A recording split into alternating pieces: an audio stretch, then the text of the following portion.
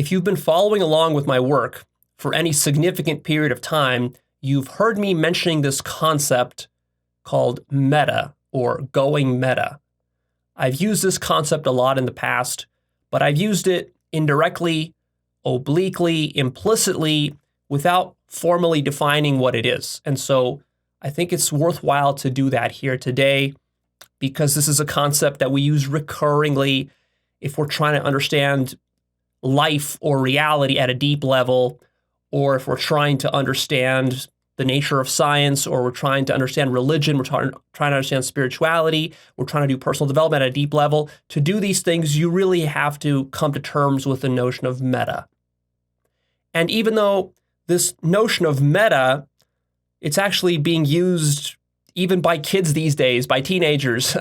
I hear the young ones, the kids are using it in school and so forth to say meta this, meta that, but they don't really understand what they're saying. And even many scientists and computer programmers and so forth who should have a deeper grasp of this notion, they still don't really understand the significance of what meta means. So it really is worthwhile to spend a couple hours discussing this notion in depth, explaining why it's so important, and giving many examples. So let's begin. So what does going meta mean? And usually when we say meta, we attach to other domains or concepts like metaphysics, metadata, metacognition. So once you start to think along these lines, you realize that you've probably heard this concept used many times before. And I'll give you way more examples than this as we keep going. But the dictionary defines it formally as the following, quote, showing or suggesting an explicit awareness of itself or oneself as a member of its category, cleverly self-referential, or as more comprehensive, transcending or transcendental, or situated behind or beyond. End quote. That's from the Merriam-Webster dictionary. So that gives you a bit of an idea. It has something to do with self-reference. And self-reference is a very powerful concept that is also, the depth of it is not fully understood by science and by philosophy, and just how deeply ingrained it is into the very fabric of reality itself. We'll be explaining that as we go. So really, though, what it means to go meta is it means to step outside or to zoom out or to transcend a thing to make it the subject of one's awareness. It means self-reference, it means self-reflection, it means self-consciousness. All of these terms should be very familiar to you if you've been following my work. I've used all these terms a lot. And each of them has its own subtle connotations, but also we want to develop a sort of vocabulary as we're doing this work so that we can use these different terms to refer to different nuances of consciousness, what we're ultimately exploring. So meta essentially is when a thing becomes self-aware. And to become self-aware, you have to step outside, you have to zoom out to transcend a thing, otherwise you're too close to it to be aware of it. Sort of like for a fish swimming in water, for it to go meta would be for the fish to step outside of the water, crawl up on the shore, let's say, or get fished out by a hook. And then maybe the fish now has enough distance from the water to realize, oh, I've been swimming in water this whole time, and now it's gone meta on the water. Whereas most of its fish friends who have never been outside the water, they haven't gone meta on the water. So to them, even the notion of water doesn't really make sense, you see? Also, what it means to go meta is that as you're doing something, to notice that you're doing it. Another term I have for that is self-observation, to observe oneself. This is a lot of what spiritual work involves. Meditation is about self-observation. So for example, you might be using language, and normally you would just use language to tell somebody something, and you wouldn't be aware of the fact that you're using language to do it. Although, of course, if someone asked you, you would say, yeah, of course, I'm using language to communicate something to, get my restaurant order in or something like that. But you haven't really gone meta on the situation, because there's a sort of a level higher where you can actually place your restaurant order. And as you're placing your restaurant order, you can also simultaneously be conscious of the fact that you're using language and be wondering, what is language? Which normally people don't wonder as they're using it. So you see, that creates a difference. And as you're doing that, you're observing yourself. You're sort of, and that's taking up mental resources. It actually requires consciousness to do that. Your consciousness sort of has to split between part of your consciousness is going to using the language, and then part of your consciousness is going to observing yourself using the language. So it's a little harder to do. It's like juggling two balls instead of one. What else it means to go meta is to step outside the frame of a thing and to observe it. So almost everything within reality that we can talk about is framed in some way or comes in some kind of context. Like when you're playing a video game, the frame of the game is the game world, and we might say the TV screen that's displaying the video game. Or if you're watching a movie at the theater, the frame is the screen that's being projected upon. And then to break out of that, that would be to go meta. Another term for this is called breaking the fourth wall.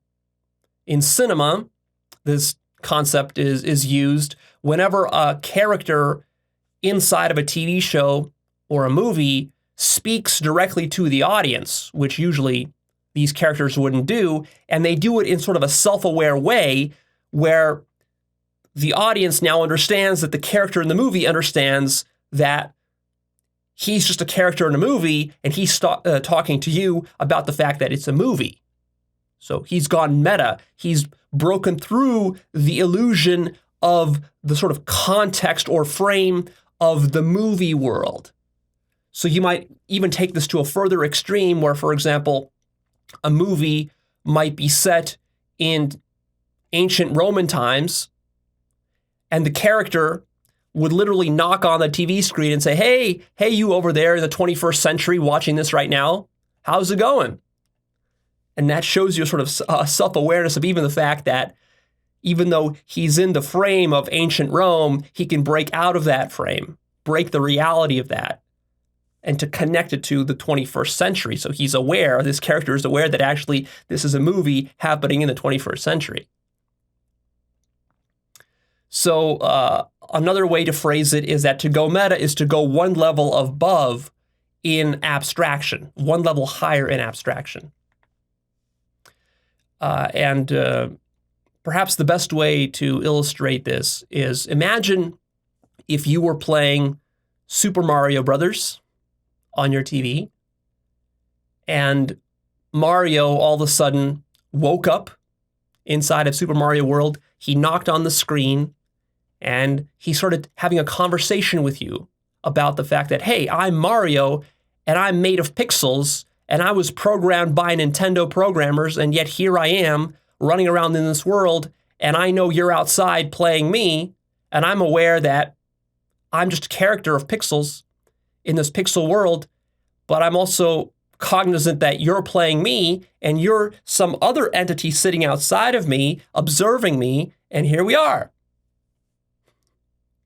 That would be a very radical level of going meta. And you would see that if that happened to you, just imagine for a moment that that actually happened to you the next time you were playing a video game. Imagine how shocked you would be.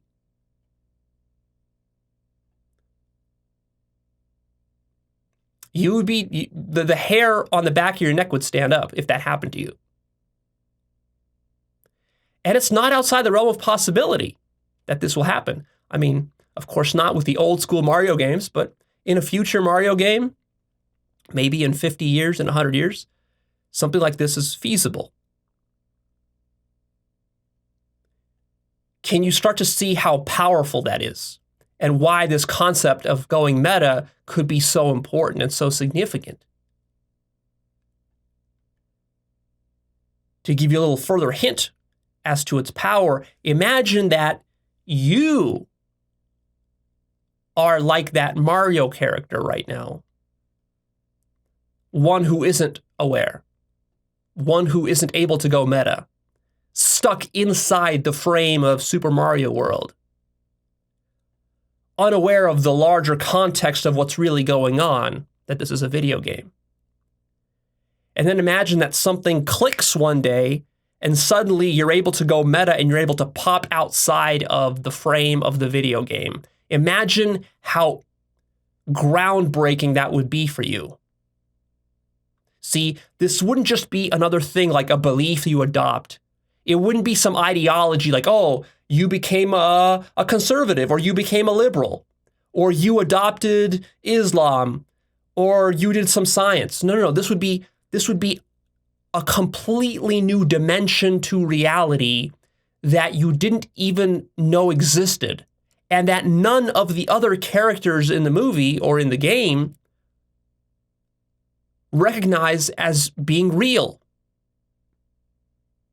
It's almost like entering the fourth dimension or the fifth dimension. That's powerful, you see. And as it turns out,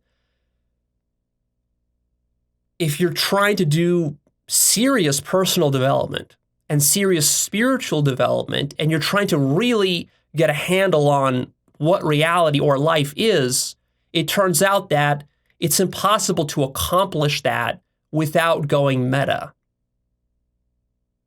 And the number one mistake that all religious people, political people, and even scientific people and logical people, that the biggest mistake they make is that they're always operating within the same dimension as they've always operated, and that their mind is not able to jump out and go meta into a higher dimensional perspective. And because of this, they're not able to resolve the enigma of life, and they're not able to solve the majority of their serious structural existential problems.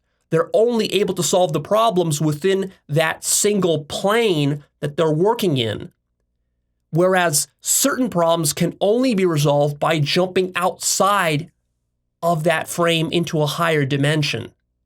And the whole challenge here is that it's extremely difficult to communicate the existence of a higher dimension to someone who is stuck within a single plane. Because to them, when you're talking to a two-dimensional character, the idea of three dimensions, it's like a fantasy. It doesn't compute until one day something clicks and it does compute, and then they discover the third dimension or some other dimension. We're not just talking about spatial dimensions. That's just an analogy we're using here. So, before we start to get real existential on this stuff, let's go through a list of examples. Here are some examples of going meta. So there's a famous painting by René Magritte, a surrealist painter, called The Treachery of Images. It's a very simple painting of a pipe that says, "This is not a pipe," which of course it isn't, because it's just a painting. How can a painting be a pipe? On the other hand, it is a pipe, because what else are you looking at here but a pipe? So it is a pipe and it isn't a pipe. Which is true? Well, it depends sort of what level of perspective you're at, that you're looking at it from. Another example, of course, of going meta is metadata within emails. Your email has the subject of the email, which is the message that usually you and the person you're sending your emails between and communicating with cares about, you know, your name and the body of the text. But then there's the metadata of the email. This is the stuff that usually like the police will track. The NSA is probably tracking the metadata of every email in the entire world. And that metadata includes the IP address the email was sent from, the servers it went through, the the geolocations of the recipient and the sender, probably what computer and operating system it was sent from, what web browser, what email client was used, and who knows what else is in that metadata. So email metadata is data about the content of the email, and you can't get that data by just reading the body of the text of the email. It's always something outside of it, something beyond it. Likewise, we might also think of, there's an analogy here even with physical mail. With physical mail, there's a sort of also metadata, and it's implied, it's never made really explicit, but when you get a letter in the mail, what would be the metadata of that letter? Let's say the actual data would be the content of the letter, but the metadata would be stuff like the actual envelope it came in. Was it a cheap, flimsy envelope? Was it one of those sort of scammy marketing envelopes? Was it a glossy envelope? Was it one of those brown manila folder envelopes? Did it have certain stamps on it? Did the post office put a postmark stamp on when it was sent and when it was received, and other sorts of information like that, who it was from, where it's going to, things of that nature? That would be the metadata. And that can give you clues about where the letter came from or other stuff. There might even be, and of course there is, on every letter there's fingerprints.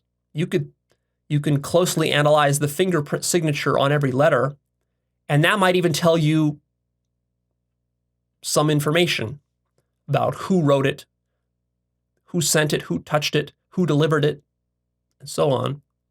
You might even be able to do a DNA analysis of the saliva on the edge, the sealed edge of the letter, if it's one of those old-fashioned ones that you lick. You can analyze the saliva, and you can use that in a sort of Sherlock Holmesian way to see who actually sealed the letter. Maybe the person who wrote the letter isn't the same as the person who sealed the letter, and that can give you some more clues and information. And I'm sure the police and forensic departments around the world use this sort of data, to catch criminals and whatever else. Pretty cool, right? And so this is sort of what we discover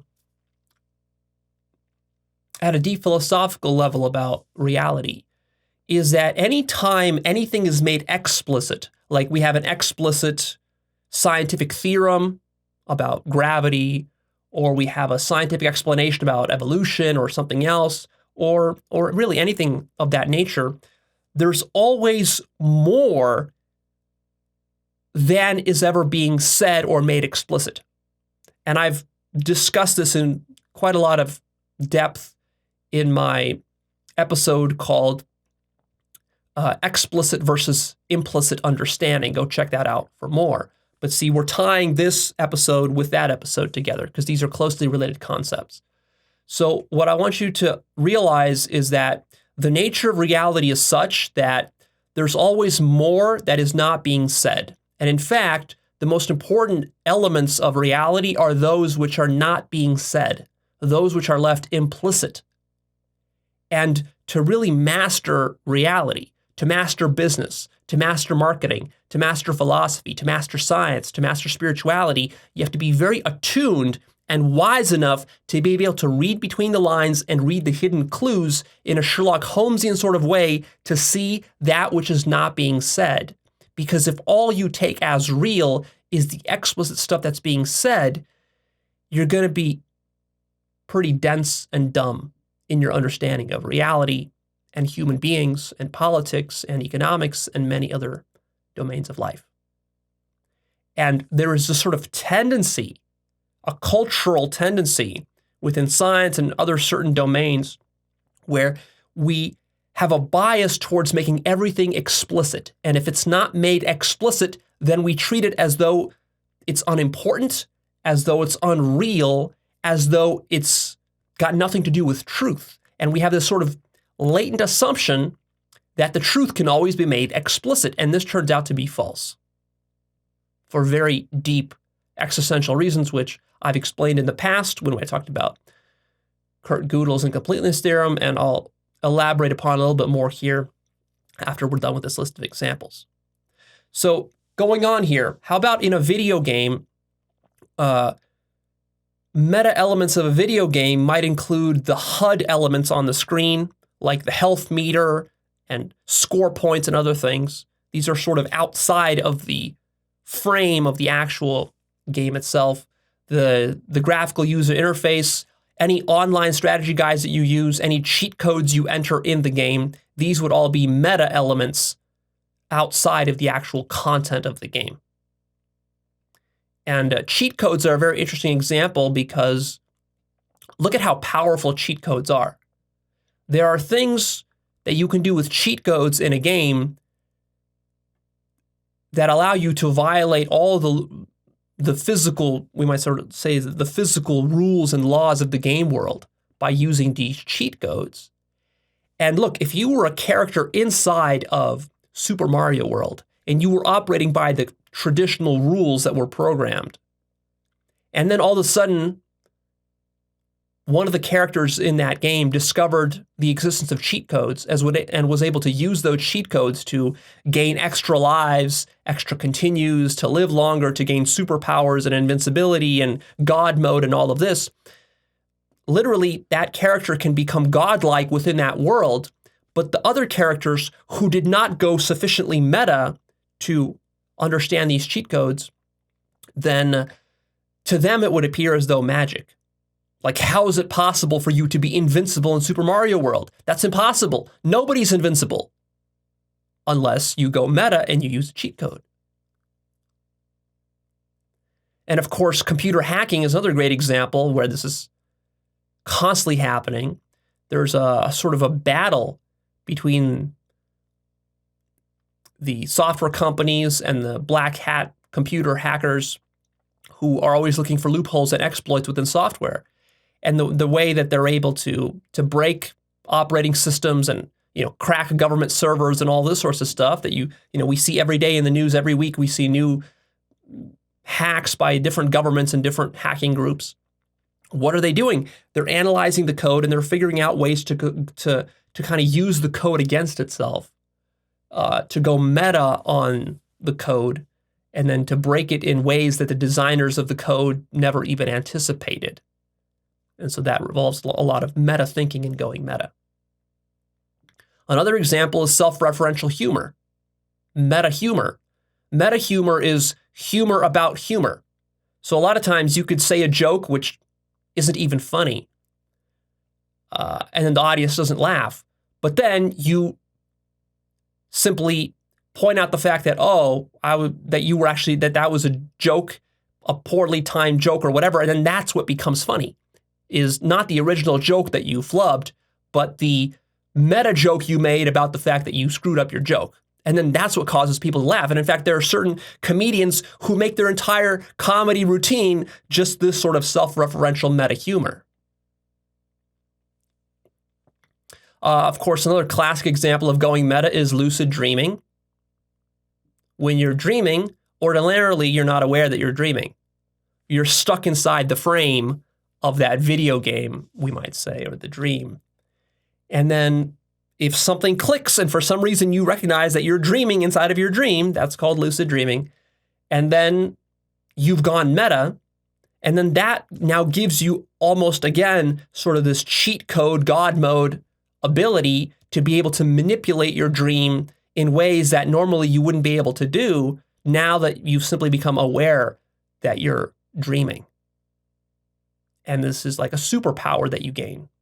Entire books have been written about how to practice lucid dreaming and how to use lucid dreaming to have sex with beautiful women and to go on roller coasters and eat great food and go on adventures and do all sorts of stuff, or even personal development. There are books that have been written about how to do personal development or even spiritual work after you're lucid in your dreams. You can go find some of those books and read them and try it. Powerful stuff. Another example of going meta is meta learning. So usually when we're learning in school, for example, the teacher tells us to read a book or to do some project and we're just working on that, doing some homework. But when we're doing that, we're not usually aware of the fact that we're learning or how we're learning or what is creating the learning. But what's really powerful, to become a really powerful learner, you want to become a meta learner, which is to learn how to learn. That means the next time you're learning something, you need to take half of your attention, put it into learning, take the other half of your attention, put it into the fact that you're learning how to learn. And then as you're doing that, you can spot yourself learning something new. And as you're doing that, you can ask yourself the question, how did I just learn that? What caused my learning to happen?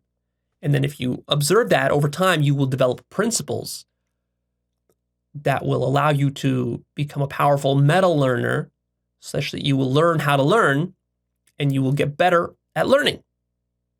And this turns out to be one of the keys to being really good at learning. You're not just learning, you're learning how to learn.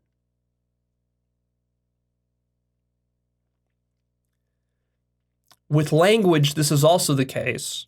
Most people use language simply to get whatever they want in life.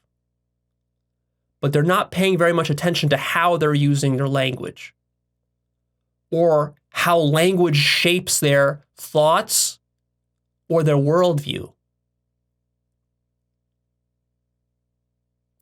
And when you start to pay attention to that, now you get into meta language, language about language. And now language starts to become self-aware. And you start to recognize, holy shit, my language has such a significant influence on how I think, such that language and reality are not two distinct things, but are actually deeply interwoven. And what I consider reality is not just reality given to me from the outside. It's very much shaped by the language that I use and how I think about reality. And even the thoughts that I can think are shaped by the vocabulary that I have. As I expand my vocabulary, and I take responsibility for building up my vocabulary, and I develop new concepts and new distinctions, which I attach labels to, such as the concept of going meta. When I develop that distinction and I attach that label to it and I make it explicit, now that becomes part of my lexicon. Now I can use that vocabulary to communicate in a much more robust manner with myself and also with other people. And this is an extremely powerful thing. And yet at the same time, I can become aware of how language limits me. So in certain ways, making these linguistic distinctions empowers me and us as a collective community if we develop these distinctions collectively. It also limits us as well, because however we define that term or that distinction, now we're going to start to see the world carved up into the distinctions that we have learned. And of course, we haven't learned all the possible distinctions. There's too many. We only learned certain ones, and we have certain biases towards certain ones and not others. And of course, that all shapes our worldview. And so this is really when exploring reality becomes interesting, is when you become cognizant of how language shapes reality. Until you've reached this level that I'm talking about here, you haven't even begun to think seriously about existence. You're just operating blindly, using the very limited linguistic categories that your particular culture has handed down to you, and you just use those. And usually you don't even consider that there could be much more powerful ones, or the limits of the ones that you've been given. And then, of course, we can start to talk about the different pros and cons of various languages, the fact that the English language has a certain set of restrictions, a Japanese or Chinese language might have a different set of restrictions and also possibilities and strengths. And then to be able to jump between those, that's very powerful. See, as you're doing this whole thing, you're going meta on language. And then you could even start to connect to even more abstract languages like logic and like mathematics, and you can go meta on those as well. And then you might even, maybe one day we discover aliens or UFOs and we meet with them and they have an even, more robust language, you might imagine, than any of the human languages. And then imagine how powerful it would be to learn their language, which would be orders of magnitude beyond human language, to learn that from them and then to go meta on that as well. And now you start to see some radical possibilities emerging. Another example of going meta is with science. This is something I'm really passionate about. I've spoken a lot about this in my episode, my whole series of episodes called Deconstructing the Myth of Science, where we really get into the epistemology and metaphysical foundations of science. But in general, most scientists, when they're doing science without doing meta-science, which means that they're not actually doing a science of science. They're simply taking science for granted as a given, and they're using that scientific method, whatever it is, they're just using it as though it couldn't be any different. And they think that they're just whatever results the method gives them is just reality. Very few scientists invest the time to really think about, wait a minute, where did the assumptions and the methods of science come from? And were those themselves scientifically derived, by which I mean empirically derived? Or are a lot of them just dogma and belief? And how do we know that the actual foundations and methodologies of science itself are valid? When you start to ask those questions, of course, you get into something that's beyond science itself. These questions are now getting into the realm of philosophy. One of the problems with modern science is that modern science doesn't like to associate itself with philosophy. It likes to create a distinction between itself and philosophy, because philosophy is sort of a stuff that doesn't have any strict quantifiable answers, whereas science deals with the hard facts of reality, equations and calculus and quantities. But as it turns out, there is no such sharp distinction. And it turns out that asking these meta questions of science is actually the most important work that a scientist can do. Because as it turns out, for one to do science, one has to depend upon epistemic principles and assumptions, and also metaphysical principles and assumptions, which are not themselves given by science. This is necessary, otherwise science wouldn't be able to accomplish any work. Anytime you run a scientific experiment, there's always dozens of assumptions that are made about how the experiment works and about how the world works and about how the universe is structured in order for that experiment to be possible to run at all. For example, you have to assume certain basic things about the nature of causality and time and space,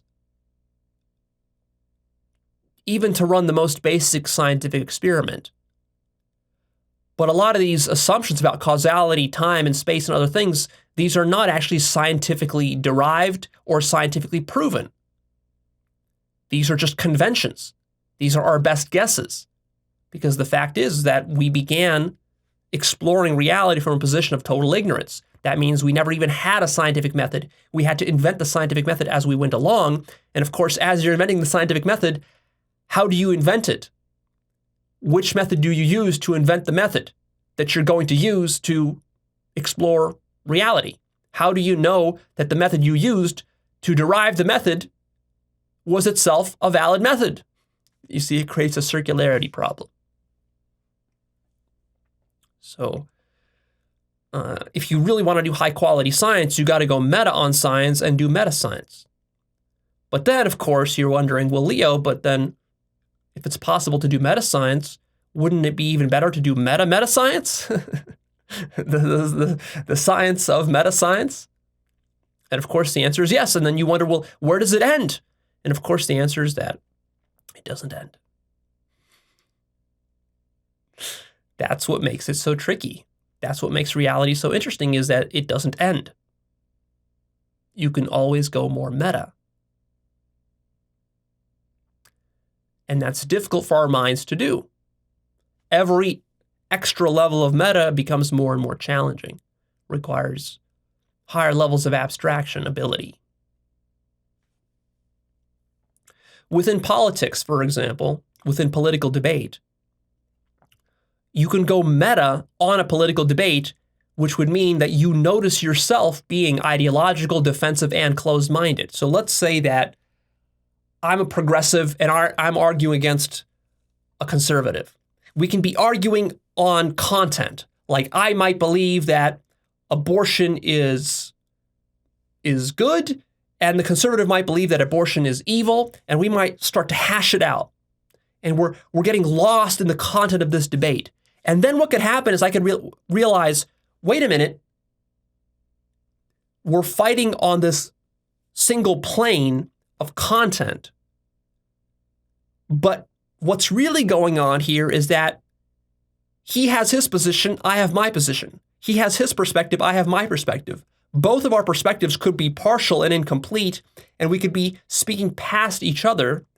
And therefore, it's not a matter of him being right or me being right. It's a matter of me going meta and realizing that what this whole debate is about him defending his own personal biases, his ego, and me defending my personal biases and my ego. I'm defending the beliefs that I've been indoctrinated with in my liberal family when I was growing up, and he's just parroting ideas that he learned from his conservative family, who was religious, that told him that abortion was evil. And all that's happening here is we're just clashing our biases together without any kind of higher awareness. And that's like a light bulb going up. This is an earth-shattering revelation. When you realize this, then you go meta on the whole debate and you realize, I see. This is not going to be resolved at the level of defeating his ideas or him defeating my ideas. And it doesn't matter who wins this debate, because this is all just an ego game. And then I can look inside of myself and I can realize, oh yeah, I can actually use mindfulness to penetrate into my own body, become aware of my ego at work inside of me, generating this ideology and then defending it and being closed-minded about it and refusing to look at the situation from a higher perspective. I can actually feel my body getting hotter. I can feel myself getting angry or defensive when he's making a good point. I can also start to notice the various manipulative tricks that his ego is using against me in this debate. And then I can notice myself using those tricks against him. And I can notice the double standards that I have. And I can notice my own biases. And I can notice his biases. And I can notice the fact that the only reason I'm arguing with him is because I have a certain survival agenda that I'm trying to defend with my ego. And I can notice that he's doing the same thing. And when all of that is noticed, the entire game of this debate collapses. That would be going meta. Can you see how powerful that is? Can you see how liberating that is? You see, this is the kind of higher dimensional move that needs to be done to solve this particular political problem. Not just between me and him on the issue of abortion, but everywhere across society when it comes to political debates. Whereas most people spend their entire lives just fighting back and forth on the same plane without realizing that there's a higher dimension involved. And of course, this doesn't just pertain to political debates. It also pertains to scientific debates, debates between science and religion, atheists and theists, various debates within philosophical schools, such as realism versus idealism, or any of the schools of philosophy that you've read about or might have studied in college. That's That's the power of this concept of going meta. You see, it really is the master key to resolving the majority of mankind's problems. The majority of our problems cannot be solved on the same plane, in the same dimension that we've been trying to solve them at, which is why the problems are so sticky and so seemingly irresolvable. Liberals and conservatives have been debating with each other for centuries, maybe for millennia. And they still continue to do it. So that should already clue you into the fact that we're going to keep fighting unless we realize there's a higher level. Likewise, mankind has been going to war with each other for millennia. We've been killing each other and starting wars. So, and we're still doing it now in the 21st century. This is not something that used to happen. It still happens today. There's going to be more wars tomorrow. So when you realize that, you start to ask yourself the question of like, well, wait a minute. What is the root structure here that is causing us to get entangled in these wars? And you might even notice yourself getting embroiled in one of these wars, supporting one side versus another side. And then you ask yourself, well, wait a minute. If I get entangled and everyone's getting entangled, we're just all going to keep getting entangled forever. Is there a way to make a meta move to switch to a higher dimension such that we're no longer getting entangled in these debates and wars and battles? And you realize there is. And you can also realize the same thing in your relationships too. If you keep fighting with your spouse or your romantic partner or with your family members, your mother or your father, you keep fighting with them, your children. See, the solution to a relationship problem or a marriage problem is not to fight harder to get what you want. Even though that's the most intuitive thing. That's what it seems like, hey, if I could just force her to give me the sex that I want, everything would be A-okay. And she thinks, well, if I can just force him to start to, say nice things to me and tell me how much he loves me, then everything would be A-okay. And of course, that's not it. That's not going to solve the relationship problem. The relationship problem has to be solved at a meta level. So we see this all throughout mankind's problems, individually and collectively. See, you can go meta on religion too. Let's say I was born as a fundamentalist Christian, and I'm growing up that way until I reach my early 20s. And then I look around, maybe I'm in university, I notice that my friends and others that I have a diverse group of friends, and they have their own ideas and beliefs. Some of them are Hindus, some of them are Buddhists, some of them are Jews, whatever. And then one day I noticed, wait a minute.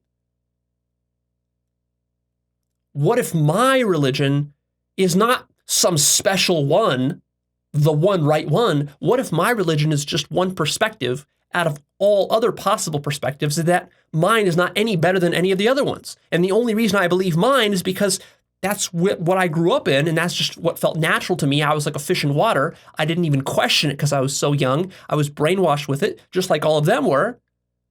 And that's all that it is. And now I'm attached to it.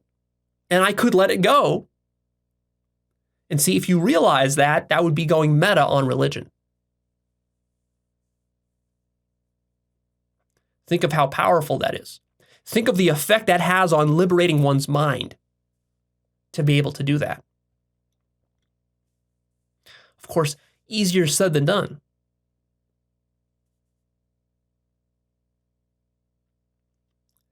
Speaking of going meta in a relationship, like when you and your spouse are in a fight together, you can go meta in the sense that you can actually notice yourself creating the fight, contributing to the fight.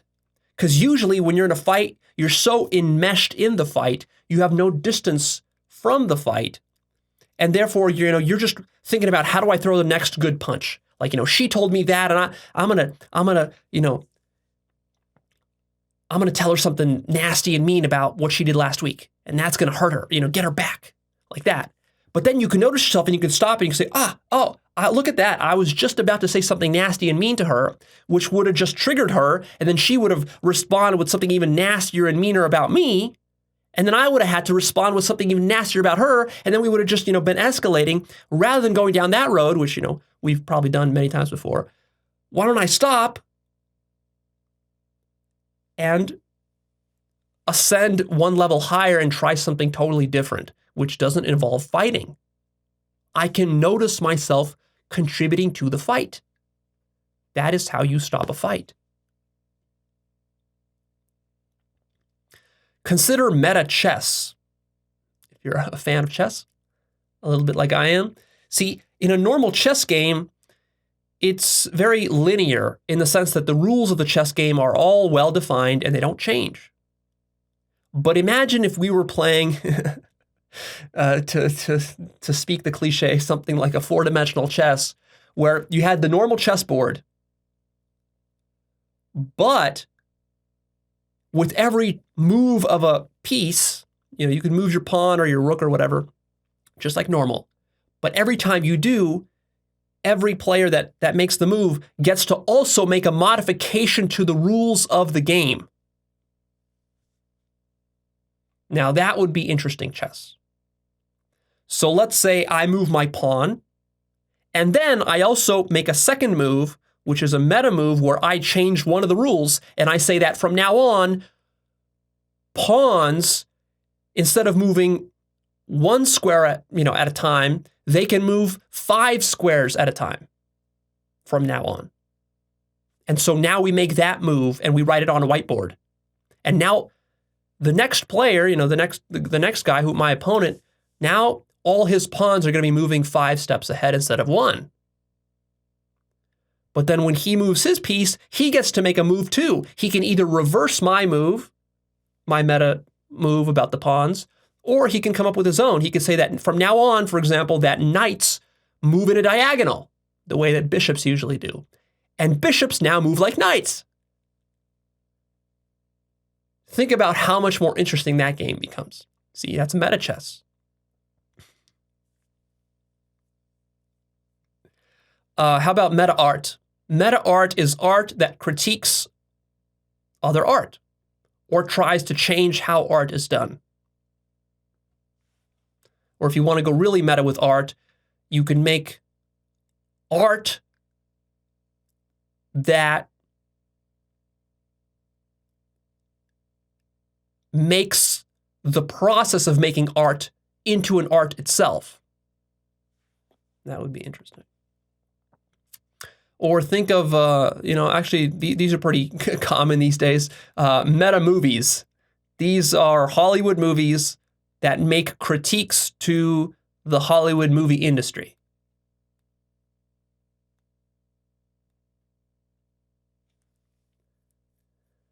Or think about a meta TV show where 2 characters inside of a TV show are talking to each other about how the audience is watching them. And the two characters might be wondering like, I wonder if the audience who's watching us, if they're eating popcorn right now.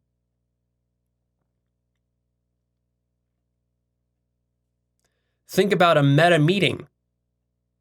That would be a meeting to discuss the parameters of the meetings that we're going to have. Like, how should we hold our meetings? How long should they be? Should we have food? What kind of food should we have? Healthy food, pizza, soft drinks.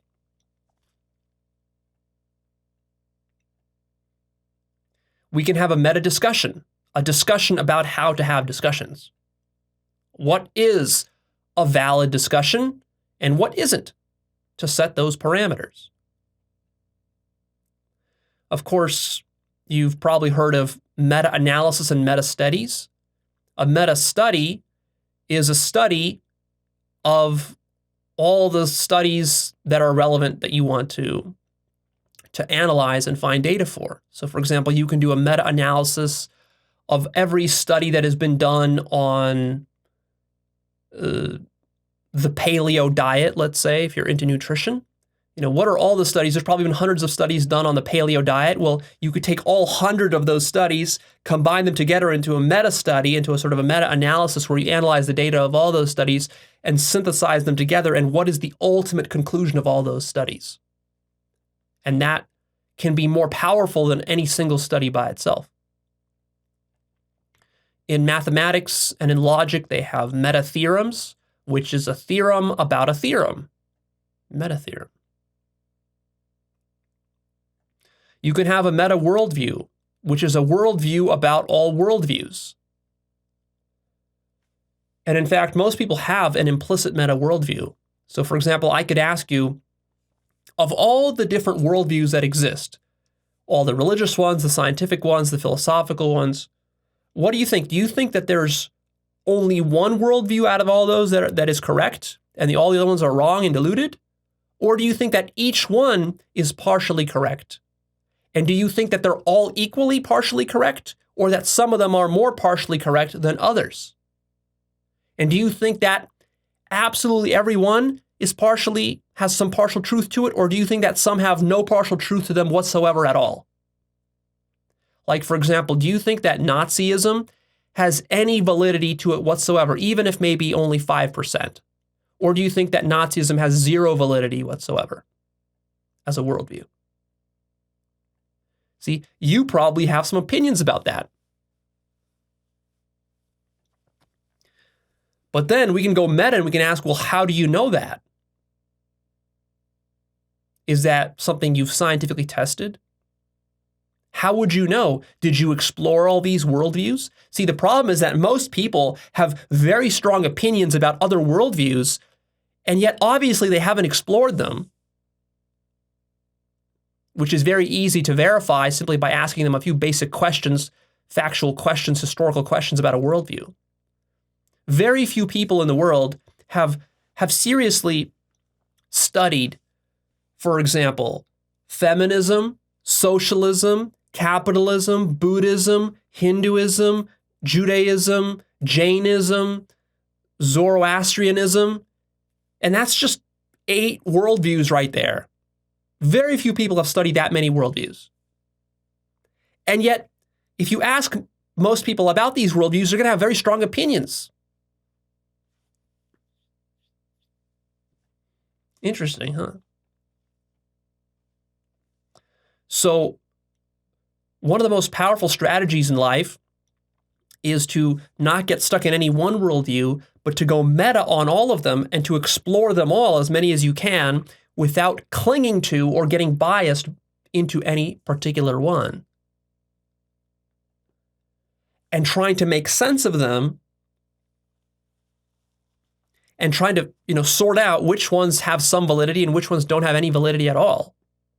That is one of the most valuable things you can do in your life if you want to understand life and reality and yourself at a deep level. Virtually nobody does this. And the reason is because you would have to be able to go meta.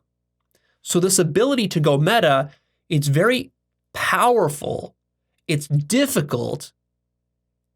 Almost nobody does it. And the rewards you can get from it are huge if you actually do it. But it takes work. It takes emotional labor. It's not easy to do. The reason is because we get attached to a particular frame, right? We get stuck in these frames. It's very difficult for our minds to pop out of a frame and to discover that higher dimension, to transcend. Notice that in all these examples, we're really talking about some kind of transcendence.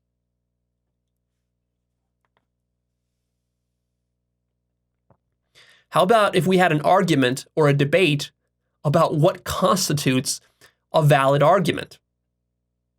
See, a lot of people will argue about stuff, but really, how do you know what constitutes valid argument? You might say, well, logic, but how do you know logic is a valid way to argue? And which kind of logic? There are different kinds of logics, many different kinds of logics. So we can start to debate that. And then, of course, that's going to devolve into a meta-meta debate about the meta arguments, because the meta arguments themselves will be groundless and we'll have to ground those in something. And on it goes. And this is why argument and logic and debate is not very productive most of the time. Because the bottom line is that it's not grounded in anything. It's arbitrary. For the most part, it's arbitrary. So mostly when people are arguing or using logic, all they're doing is they're arguing to defend their biases.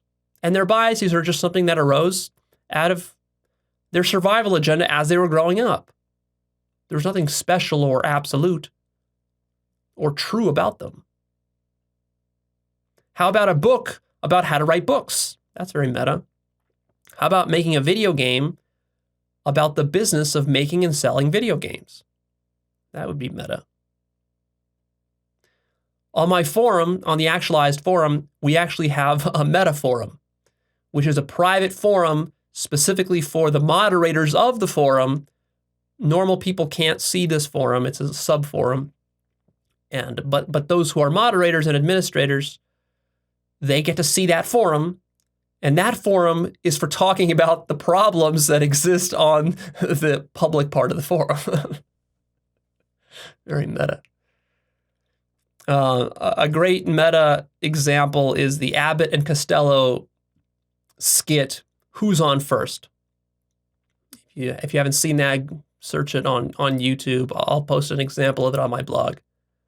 It's a very meta sort of joke. James Bond has some meta jokes in it. Like in Goldfinger, Pussy Galore. It's a very meta joke. You can find a lot of great meta humor and meta examples in movies. For example, in the TV show House of Cards with Kevin Spacey, he breaks the fourth wall a lot by doing those monologues. You know, he's doing something like he commits a murder.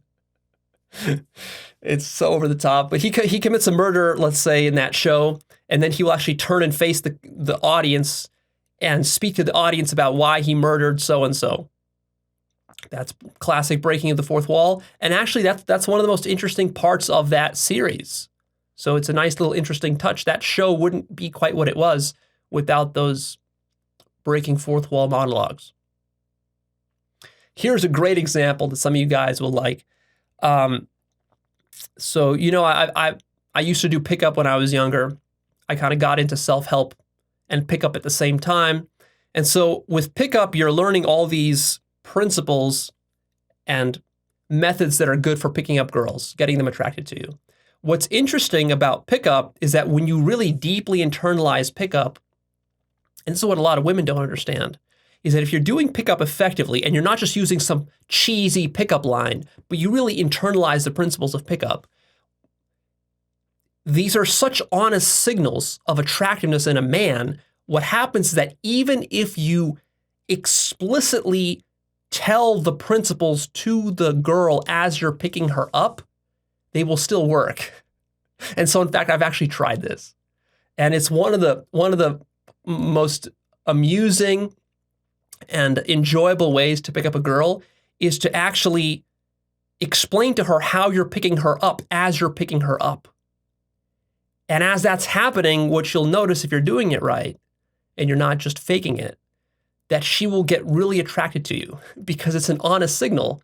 Because really what women get attracted to in men is they get attracted to confidence and authentic masculinity, such that if you're trying to pick up a woman, but you're doing it in an underhanded, sneaky sort of way, where you're trying to hide the fact that you're trying to pick her up, then she'll notice that inauthenticity from you because she'll feel that something is sketchy about you. You're trying to trick her in some way, and she will get repulsed, and you won't be able to pick her up.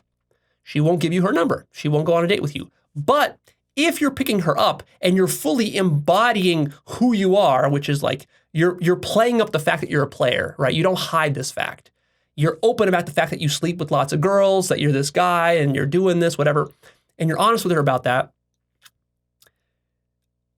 You would think that, oh, well, she would not want to have anything to do with you. Actually, the opposite, because it's such a powerful signal that you send when you're comfortable with that, right? When you can actually carry that and hold that, that shows her that you're very confident, that you're a leader, that you're a man, that you've got some balls, that you don't apologize, that you're not going to back down, you're not going to be meek or weak. And that makes her very attracted. And so, in fact, what happened once is I met a girl at a nightclub. This was some years back, a while now. She ended up being actually, this was such a crazy coincidence. And these happen when you go out a lot and you talk to thousands of girls. This happens. So anyways, I bumped into this girl who was actually Tony Robbins's copywriter. I didn't know that at the time. I just bumped into her, just literally grabbed her. She was walking through the club, grabbed her number, spoke to her for three minutes, grabbed her number. Then we went on a date the next night or something in her hotel bar. We were at the hotel bar. And anyways, I kind of walk in there and she's like, oh, the way you were texting me the other night, are you familiar with pickup? And I think to myself, oh shit, she knows about pickup. What am I going to do? So I had to admit it. I couldn't lie to her. So I had to admit it. So I decided my strategy was going to be just to own it, right? Just own it. And I'm like, yeah. Like I just was kind of honest with her. I'm like, yeah, I wasn't that good with girls in the past. So I, got into pickup, then I got into personal development. And she's like, oh, personal development. I do copywriting for personal development authors. I'm like, oh yeah, really? Which ones? And she's like, Tony Robbins, Evan Pagan. And she started naming all these people who I knew. And I'm like, well, oh no shit, I got all their books. I read all their books. I tell her. And she's like, oh really? Which ones? And so we started so basically we had this deep connection on the fact that we both were, knowledgeable about this stuff. And so I asked her, how do you know about pickup? Because, most girls don't. And she's like, well, because I was in this whole self-help world. I also, met and hung out with these pickup artists. She actually knew Mystery. She hung out with Mystery and Neil Strauss and like all the other pickup guys. And I'm like, oh no shit. So we started talking about that. And so we sat there for like a couple of hours just connecting on this. But that's not the meta part. The meta part is that after all that happened, I'm like, okay, well, this is all good. We're talking here, but I want to sleep with you. But she was playing the game like, oh, I'm not going to sleep with you tonight. I'm like, no, we're going to sleep tonight. And she's like, oh, no, I'm not that kind of girl. All right. So she starts playing her game. I start playing my game. But as I'm playing my game, I'm narrating to her how I'm playing the game. And I'm just telling her and I'm actually making this explicit. Usually this would all be implicit, but now I'm making it explicit because, we've opened this can of worms. So I start actually every technique that I use on her, I start just telling her what technique I'm using. And I'm like, okay, we're going to go walk around. We're going to go bounce around to different locations in this hotel. And she's like, oh, I don't want to leave my hotel. I'm like, okay, we'll just bounce around. And she's like, I know what you're doing. You're trying to trick me. And I'm like, it doesn't matter. And we just keep going and going and going. And so, I will do my Kino escalation on her. I'll touch her, this part of the body, that part of the body in a certain order, the way you're supposed to ramp up the physical escalation. So as I'm doing that, I'm explaining it to her and it's so hilarious. She's giggling and laughing and she's getting more and more attracted by all this. And so, we spent 3 or 4 hours doing that. And I was trying to pull her from that hotel, but she and her friend were staying in the same room in that hotel, so there was no opportunity to sleep with her in that hotel. But anyways, I was using every trick I had to try to get her out of that hotel. In the end, she's like, no, I got it. It's getting late. It's 4 a.m. I'm leaving town tomorrow, so it had to happen that night because she was leaving town, and eventually we started kissing and started making out right outside of her friend's room. And I was trying to think of everything I could. And in retrospect, I knew exactly what would have worked. Now in retrospect, I know what would have worked. I should have just taken her down to the lobby and actually rented a room in a neighboring room in that hotel. And then we would have been able to have sex. But actually, the reason I didn't do that is because I was being very cheap, and I had this sort of principle, which was actually a bad principle. It cost me multiple girls. This bad principle that I refused to pay for any girl for anything. I wouldn't buy her a drink. I certainly didn't want to buy a hotel room. Probably would have cost $150. in that hotel. But yeah, if I was more flexible on that one rule, I could have paid $150 and we could have closed because she was really into it. It's just that the logistics of it were impossible because her and her girlfriend were literally sleeping in that same room. There was one other possibility, which is that I could have actually gone into that room with her girlfriend there, and then pulled her into the bathroom and had sex with her in the bathroom in that room while her girlfriend was in the room, outside the bathroom. That would have worked as well. But it didn't happen. But anyways, that is just an example. It's a long-winded way of saying that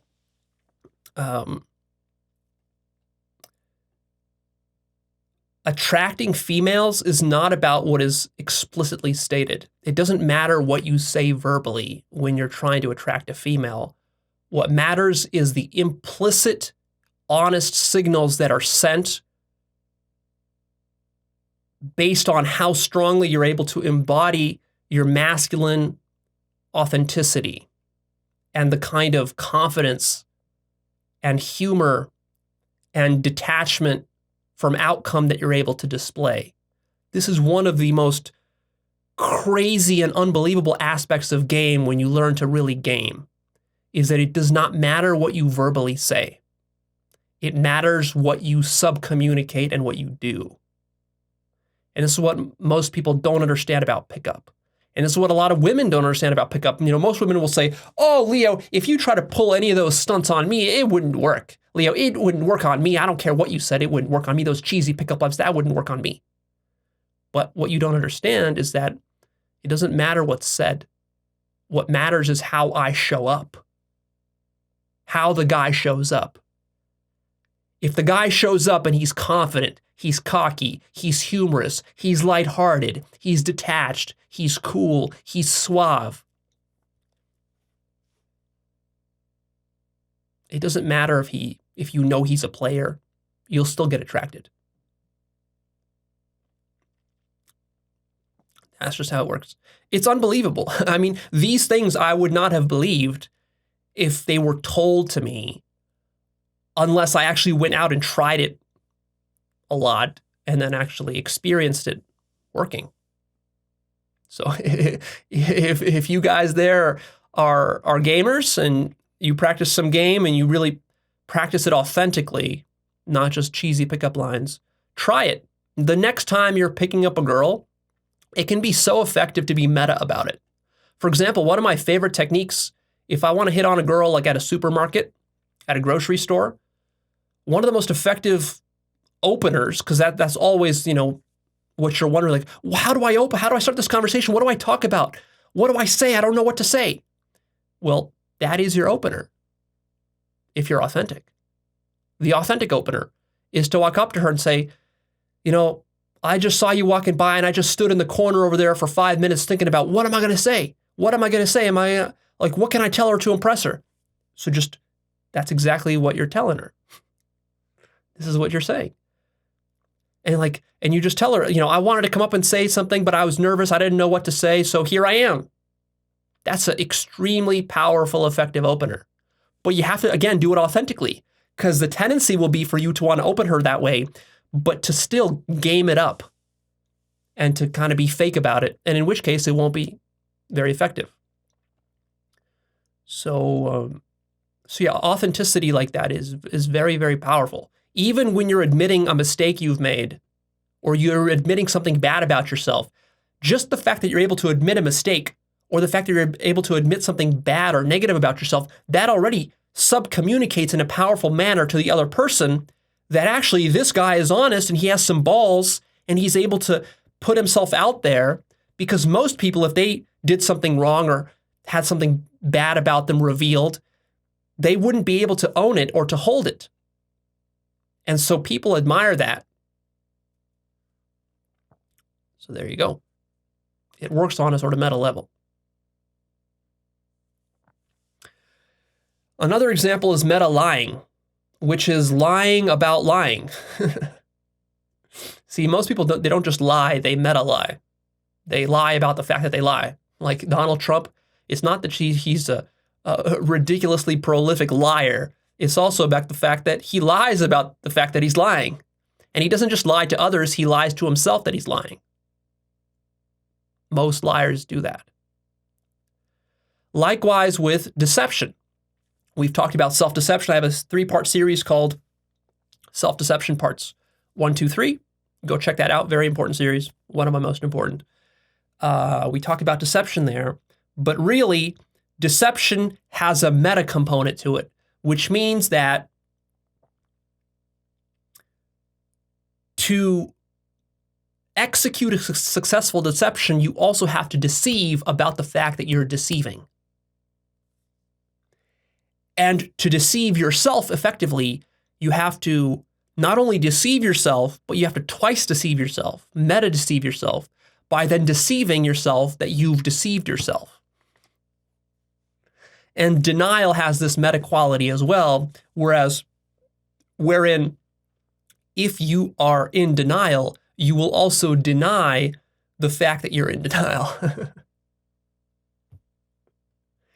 And so therefore, to escape self-deception and to escape denial effectively, what's required of your mind is to be able to do this double jump maneuver where you're able to realize that not only are you deceiving yourself that you're deceiving yourself and that you're denying it and that you're double denying it.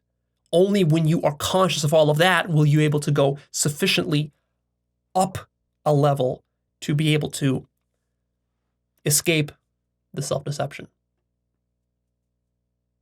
Very tricky. Another example of meta is when you accuse someone else of being selfish. Normally, you would just make that accusation and it would stop there. That would be the first tier. Like, someone's being an asshole and you tell them how selfish they are. But there's a meta level when you become more conscious and you do spiritual work, conscious work. Every time that you call someone out for being selfish, like let's say you say, oh, Donald Trump, he's such a selfish asshole, right? Okay. But, most progressives and liberals feel that way. But what most progressives and liberals don't understand is that actually, when you're calling Donald Trump a selfish asshole, even though that's true, the only reason you're calling him a selfish asshole is because you yourself are selfish. You see? Otherwise, if you weren't selfish, why would you be bothered by the selfishness of others? Now you say, oh, Leo, but it's not because I'm selfish that I'm bothered by the selfishness of others. It's that people being selfish, they're hurting others, and I'm bothered by the fact that they're hurting others because I'm selfless. Aha, but the fact that you're hurt because other people are being hurt by selfish people, that itself is an act of selfishness on your part.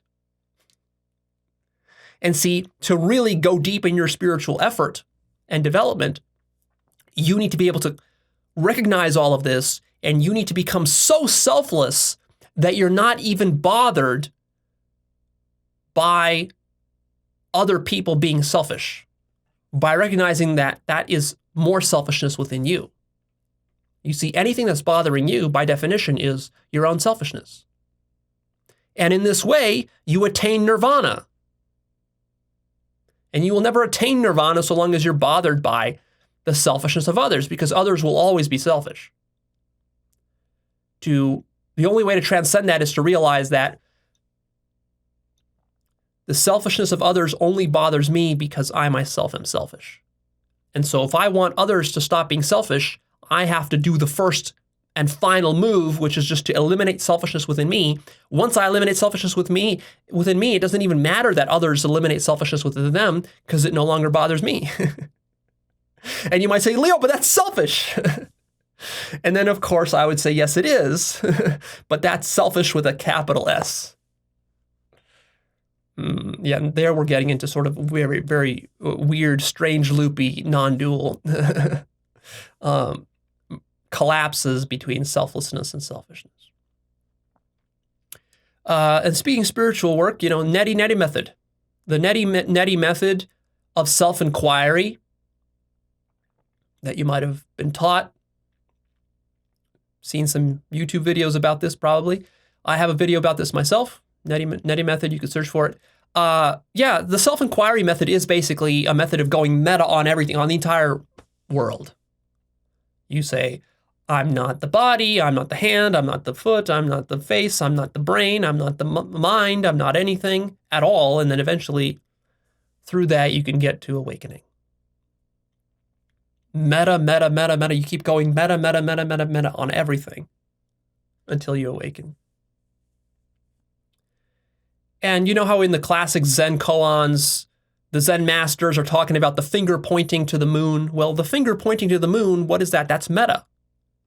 See, when the finger points to the moon and the fool looks at the finger, he's not going meta. But when the fool is able to see that the finger is not there for you to look at the finger is there for you to look at the moon. Ah, okay, now I've gone meta. I've gone meta on the finger to see that it's pointing to something.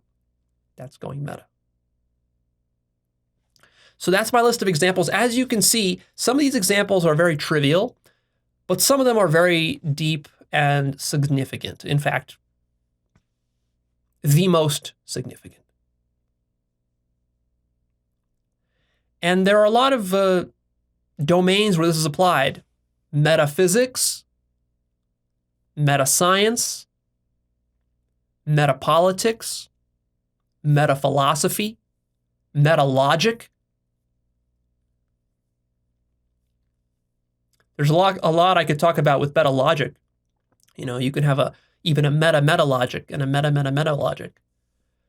For that, I recommend you read the works of Douglas Hofstadter, Gödel, and Bach. I recommend you check out my episode on Gödel's Incompleteness Theorem called The Metaphysical Implications of Gödel's Incompleteness Theorem. I have multiple episodes that touch upon strange loops and logic and the logic of infinity and things of that nature. Go check that out. Some of those are very technical topics, but basically what logicians and mathematicians learned in the early 20th century is that logic itself, there's an infinite number of different logics. Logics are just axiomatic systems, and there's an infinite number of them, and that every single logic itself requires a metalogic to ground that logic in, and then a metalogic requires a meta-metalogic to ground it in. That's because all logics are ultimately groundless, because all of reality is ultimately groundless. And so anytime you're dealing with a closed system, which is what a logic is, there's always some larger system that closed system has to be couched within some, larger frame. So every finite frame has another frame outside of it. By definition, that's what it means to be finite. That's a very brief overview. I'm kind of glossing over it here. Let's move on, though, to metaphilosophy. So metaphilosophy is philosophy about how to do philosophy. And that's what was most interesting to me when I entered the field of philosophy. See, when I first started doing philosophy around late high school, early university, undergrad days for me, my problem was this, is that I got an encyclopedia of philosophy. I flipped through it and I saw that there were all these different philosophical schools. There was idealism, there was realism, there was empiricism, there's rationalism, there's solipsism, there's Buddhism, and a million others. So I looked at all that and I said, okay, well, which one's true? And there was no answer. And so this made me very concerned, not about philosophy, but about metaphilosophy. Because I didn't want to get stuck into some, one bad philosophy. I cared about how do I figure out which philosophy is the correct one, which takes you into the realm of metaphilosophy. So then I started thinking about, well, what would it even mean to know which philosophy is better than another one or which one is truer than another one? That got me into epistemology. I started thinking about foundations of knowledge, how humans know anything at all. And as I started researching and contemplating all of that, I started to realize that it's all groundless and that it's all relative and that it's all based upon personal biases and that there really isn't any one right philosophy, and that really the entire academic philosophical pursuit is really just a game. It's just ego games of people arguing, but never getting to any absolute truth. Metapolitics, what is metapolitics? Well, it's what I presented in my Conscious Politics series, part 1, 2, 3, 4. To me, metapolitics means if conventional politics is, dividing ourselves into tribes, liberals and conservatives, and then battling back and forth, trying to win over the other one, trying to dominate and exterminate the other one, if that's conventional politics, metapolitics is becoming conscious of that whole game and realizing that that's not going to solve anything. And that really what is necessary is we need to raise the level of consciousness of everybody involved in the game to the point where they could recognize this sort of all these tribal dynamics and the way in which our worldview and our belief systems are shaping our biases. And then we're fighting over these different biases and the fact that it's all just brute survival, and that our survival agendas are arbitrary, and that really we need to spiritualize our politics and make it about consciousness, not about winning any particular policy battle. It's not about abortion. It's not about civil rights. It's not about racism. It's not about gun control. Really, politics is about raising the consciousness of mankind and getting everybody to love each other. That's what politics is really about. And then when you realize that and you start to work with politics in that manner, to understand politics in that manner, then you're getting into what I would call metapolitics.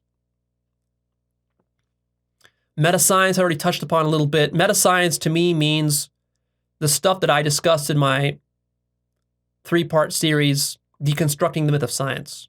It's basically thinking deeply and critically about the foundations of science and how we can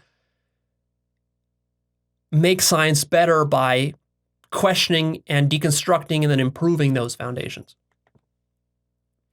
There's also meta business.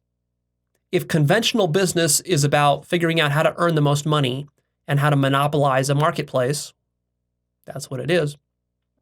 Meta business is about thinking about how to create a more conscious business.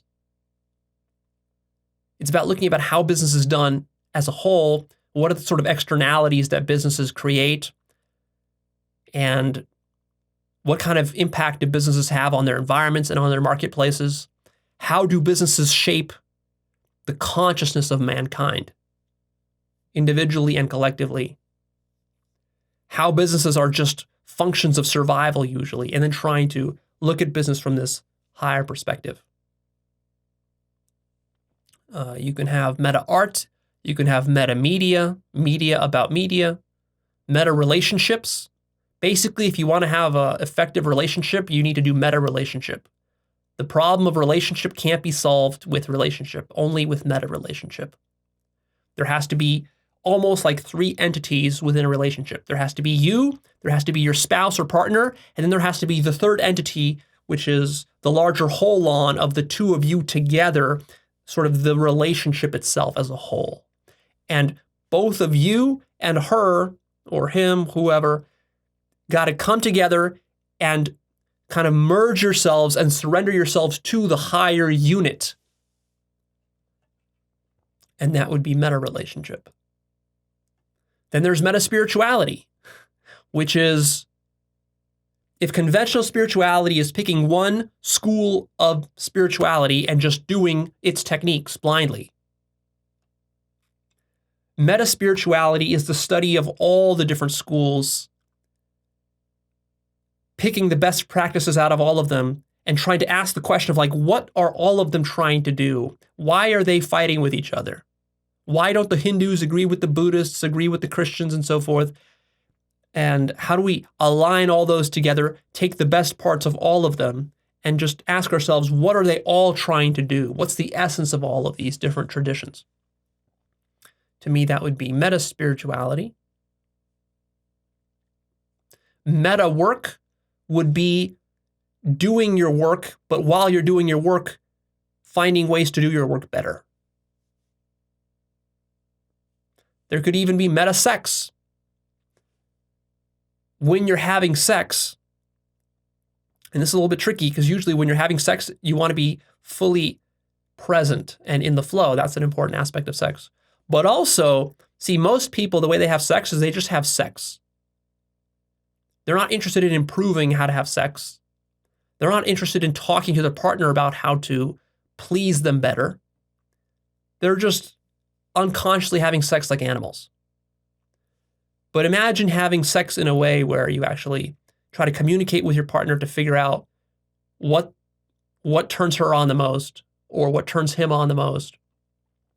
Communicating and then turning that as part of the intimacy, sort of aikidōing that, jujitsuing that, and converting it into part of the intimacy that you two have as this sort of meta relationship, such that you're having sex, but you're also figuring out ways how to please each other better and learning how to improve the quality of the sex and the intimacy, and then that would be metasex.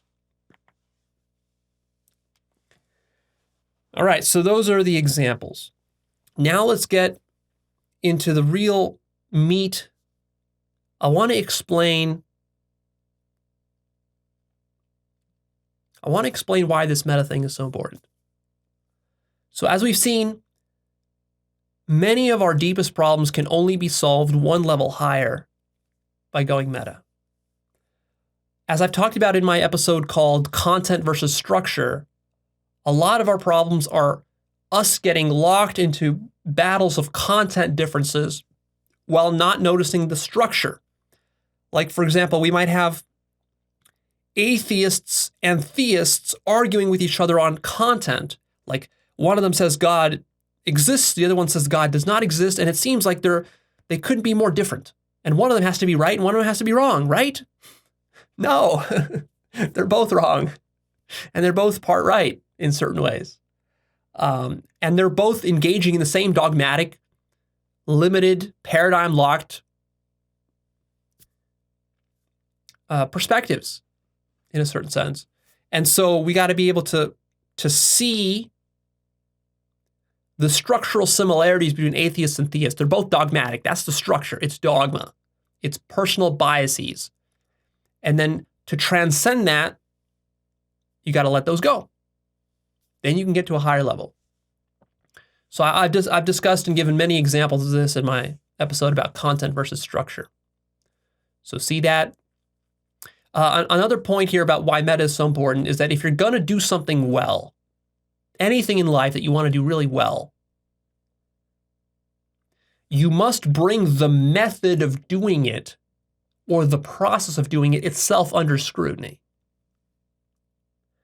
So what do I mean by this? Like, for example, if you want to do language really well, you can't just walk around spouting language. You also have to reflect about your language and you have to go meta on the language and develop a language about your language.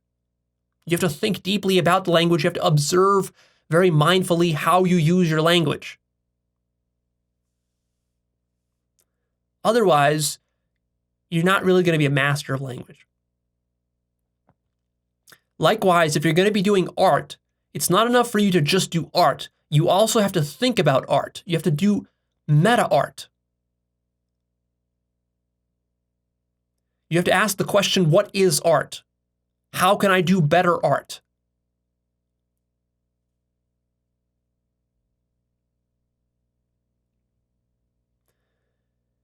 Why is this the case? That the method or process itself has to be brought under scrutiny? Well, think of it this way. It's like trying to observe something with a telescope. If you're so busy focused on the content of the telescope, what the telescope is showing you, right? The thing you're looking at. So let's say you're looking at the moon with a telescope.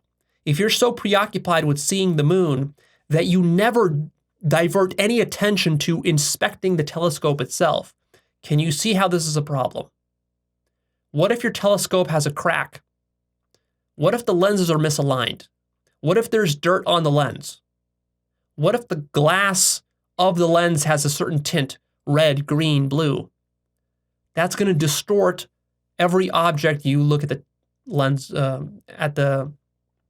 you look at with that telescope. See, that's going to be a systemic corruption all the way through. So likewise, if you're doing art without looking at the method of how you're doing art, if there's corruption or distortion in your method or lack of optimization in your method, that's going to lead to bad art for the rest of your life. Unless you look at it, step outside of it to look at it, and then change it. You can't step outside of it to look at it and change it if you're too identified with it. Like if you're too attached to using your paintbrush in a particular way, so attached that you're not willing to let go of your paintbrush, then you can't pick up a better paintbrush. You're stuck with that one. See? Likewise, if you're doing science and you're not going to devote significant amount of time wondering if the scientific method you're using is itself fully valid or whether it has corruptions in it, that means you're just going to use your method, and if there's any corruptions in your method, all of the science you do for the rest of your life is going to be corrupt. And the only way you can know is by stepping outside of the science you're using, observing it objectively from the outside, and then changing it. But to change it and to observe it objectively, you can't be identified with it. See, because if you're identified with it, then any mistake in it, you're going to take too personally. And then you won't change it. Likewise with how you do business. Likewise with logic, with mathematics, with philosophy. If you're too attached to one philosophical school, you can't see that philosophical school objectively. You can't see its errors. You're blind to its errors. You have blind spots, and therefore you're going to be stuck with those errors for the rest of your life. It's this which gets you to detach from your, pet philosophy, or from your pet science, or from your pet religion. The recognition that it could be corrupt. And you don't know that it's not corrupt because you've never examined it, if you're honest. Like, ask any Christian. Have you really combed through all of Christianity to examine whether it's corrupt or not? No, of course not. There's no way they could have done that. That's a huge, monumental undertaking that would take decades to accomplish. And if they did it, they would realize, yes, it is corrupt. Guaranteed. Likewise with science. Likewise with business. Likewise with art. Likewise with mathematics. Likewise with spirituality.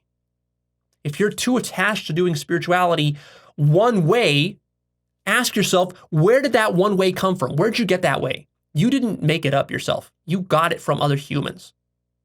You saw a YouTube video, you read a book, your parents taught it to you, your rabbi taught it to you, somebody taught it to you. And when they taught it to you, you didn't critically examine it because you didn't have that capacity. If you learned yoga, you didn't critically examine yoga. If you learned meditation, you didn't critically examine meditation. You just took it on blind faith that the yoga, the meditation, the Christianity, whatever you learned, that it's not corrupt. And the person teaching it to you also wasn't corrupt. These were just implicit assumptions.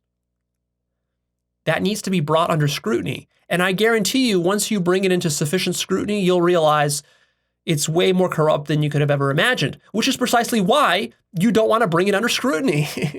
It's not that you don't want to bring it under scrutiny because it would be a waste of time, because actually it's very pure and you don't want to waste time examining, looking for corruptions where none exist. No. That's never the problem. The problem is always that you don't want to look and scrutinize for corruption precisely because the corruption is so bad that if you truly looked, you would be horrified. That's the real reason that nobody bothers to do any scrutiny of any of the methods, whether it's science or religion or spirituality or business. The corruption is just massive in all of these fields. In medicine too. Oh boy, especially in medicine. Western medicine is one of the most corrupt of all possible methodologies. So that's extremely important. Can you see that? I'm going out of my way here to try to convince you of how important this is. Going meta creates detachment. That's one of the superpowers of going meta. You see, if you don't go sufficiently meta, you're going to be attached to the thing because you're going to identify with it. And of course, the best example of that is your own body. If you believe that you are this body, if you believe that you are this mind, this ego mind, you haven't gone sufficiently meta in your consciousness to realize that you are those things, but you're not just those things. Those are minor aspects of you. You're way beyond that. If you haven't done that meta move, then you're identified with the body, with your physical appearance, maybe even with your youth, with your beauty, with your wealth, with your fame, with your status, with your humanity, with your culture, with your religion, with your nation. You're identified with all that. And then anytime any one of those things gets threatened or destroyed, you take it personally because you're attached to it. You have to be because you're identified with it, right? Like if you're identified with being an American and America gets attacked, you're going to take it personally.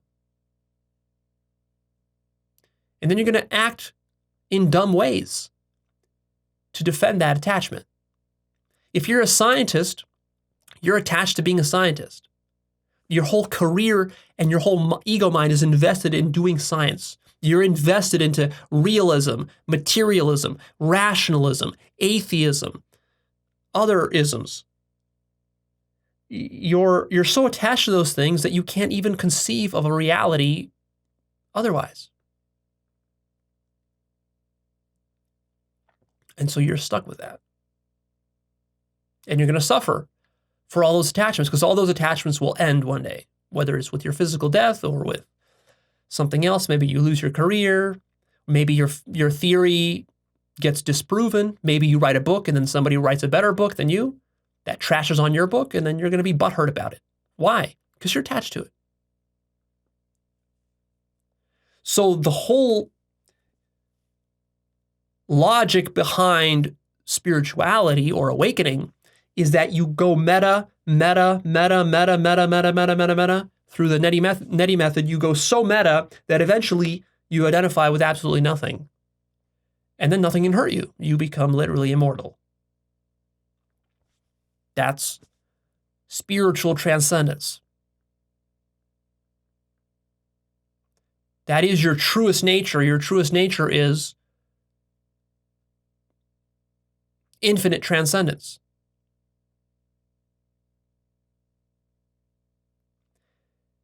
But of course, this is what makes spirituality so difficult and so controversial and so threatening and so confusing to people. It's confusing because your mind doesn't want a direct path towards complete detachment and transcendence and emptiness. Your mind wants to attach to stuff. Therefore, it makes spirituality into this very complicated, controversial, difficult ordeal simply because your mind, on its way to nothingness, your mind just wants to cling to absolutely everything that it can.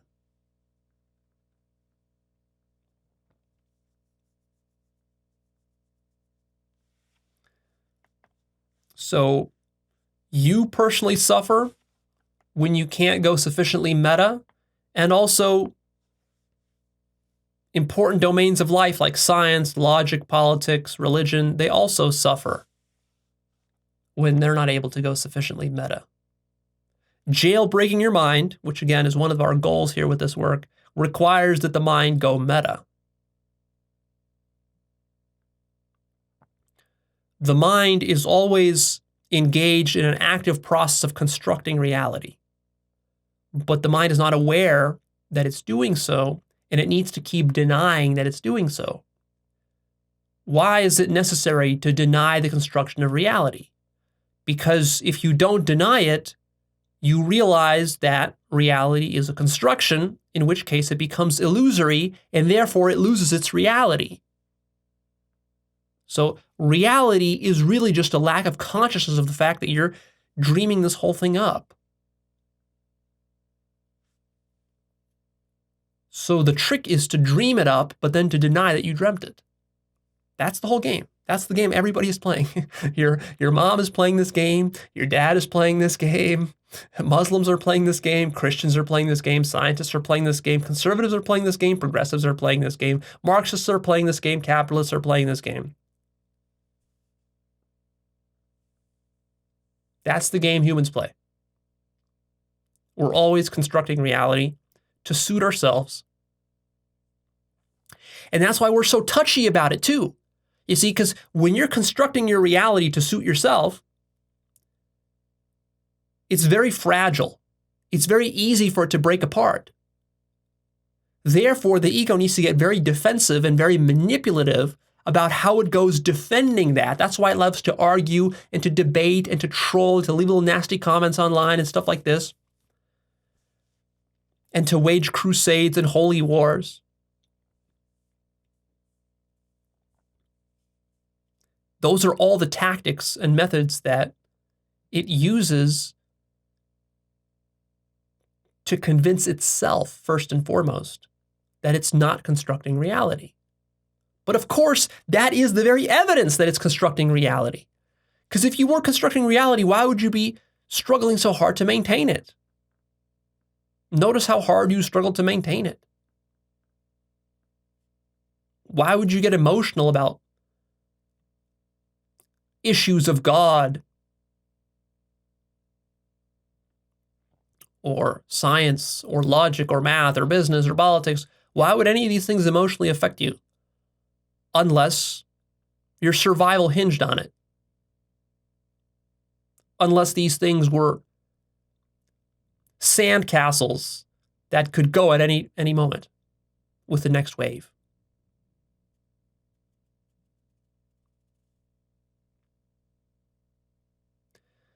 You see, the trick with science is that no amount of science can get you to realize that you're inside of a dream.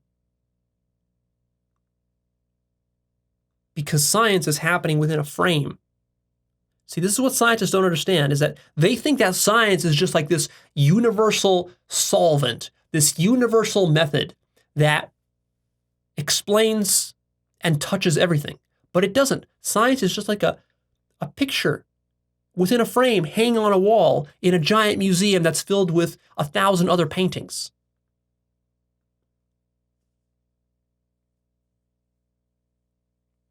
Same goes for rationality. Rationality is not a universal solvent. Rationality is also just a single painting in a frame hung in a museum with 1,000 other paintings. The problem is that when you get stuck in any one frame, this frame could be science, rationality, skepticism, nihilism, atheism, Christianity, Islam, Buddhism, whatever. If you get stuck in that one frame, from your vantage point, it will seem as though that frame is all that there is. That's what a frame is. It seems total, but it's not total. That's the trick. To realize that it's not total, you have to be able to go meta. If you can't go meta beyond something, that thing ends up being the totality of your reality. But really, it's like you've just confined yourself to a kiddie pool. And you think that, well, this kiddie pool is as big as water gets. No, the kiddie pool is just some artificial thing you've been swimming in. There's a giant ocean out there that's 1 billion times deeper than your kiddie pool. But if you insist on staying in the kiddie pool, that's all you're going to know.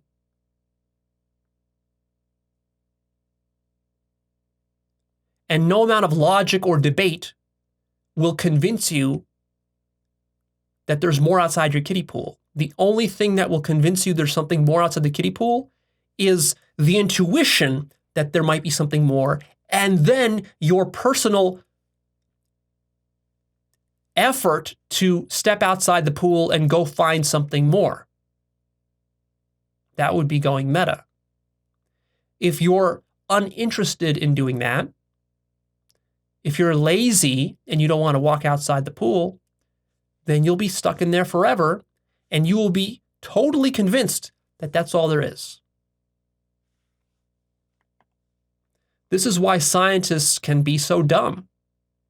This is why highly rational people with high IQs can be so clueless about the nature of existence and consciousness and spirituality.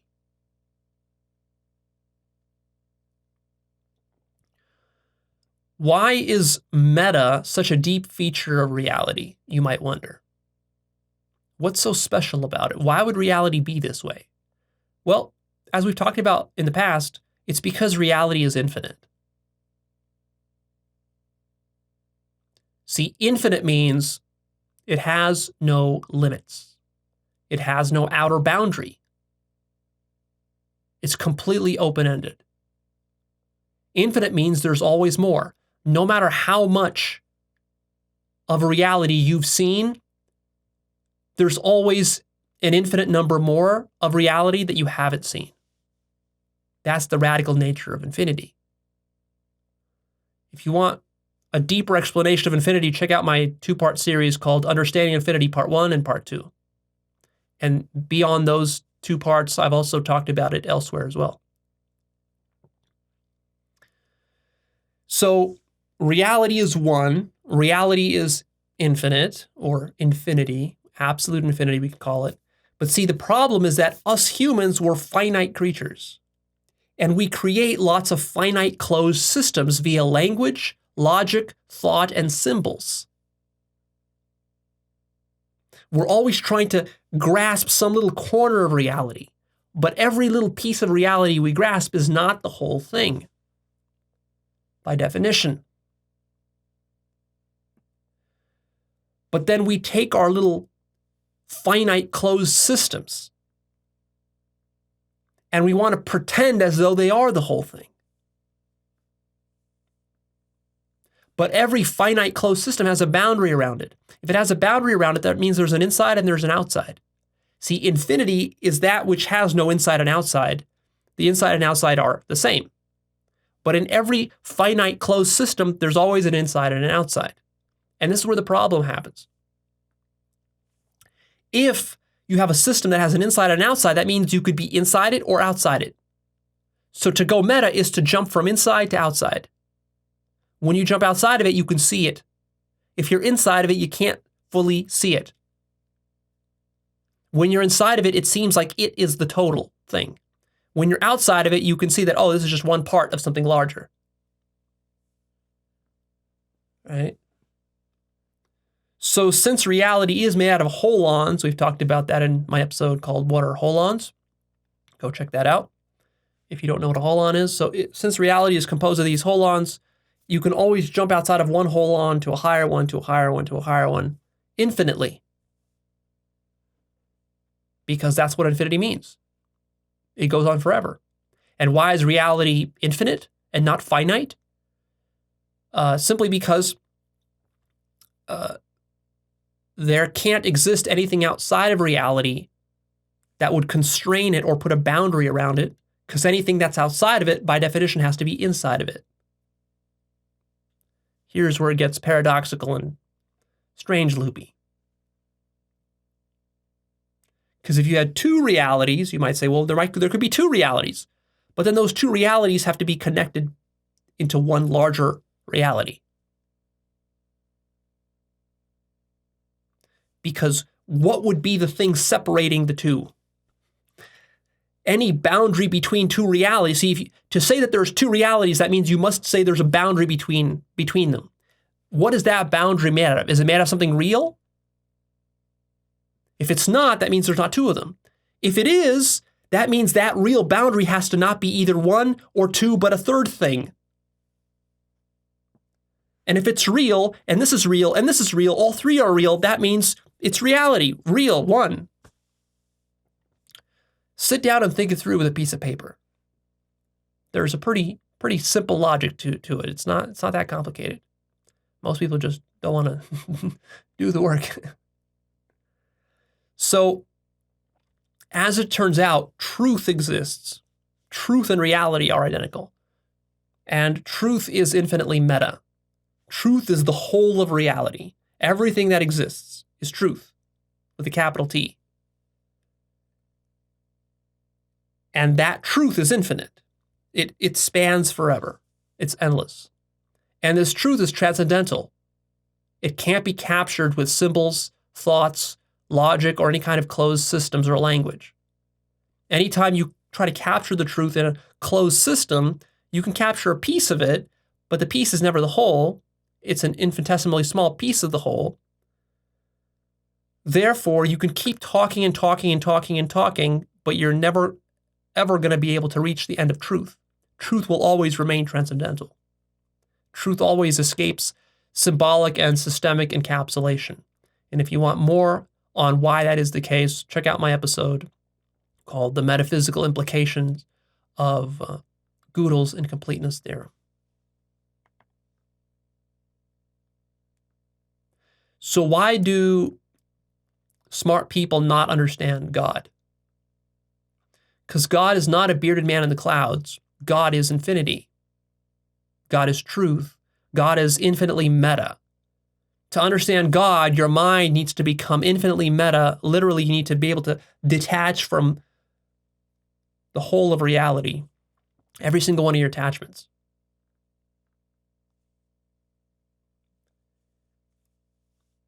And you have to grasp it implicitly. You can't grasp God explicitly in a finite manner because God is infinite.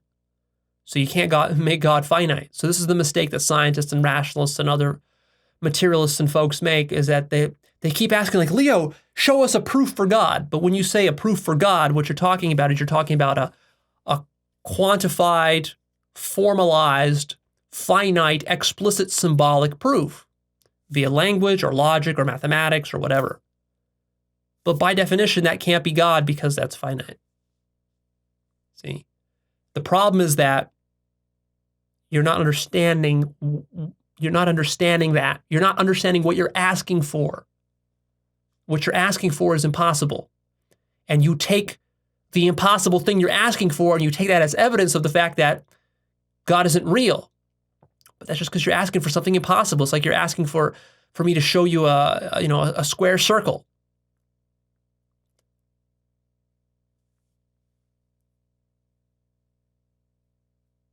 So this kind of impossible thing you're asking for gives your ego then a plausible deniability where you say, Leo, since Leo can't explicitly state it, since Leo can't explicitly state the truth, that means the truth must not exist, or he must not understand it, or that the truth cannot be accessed. No one can know the truth. No, that's not what I'm saying.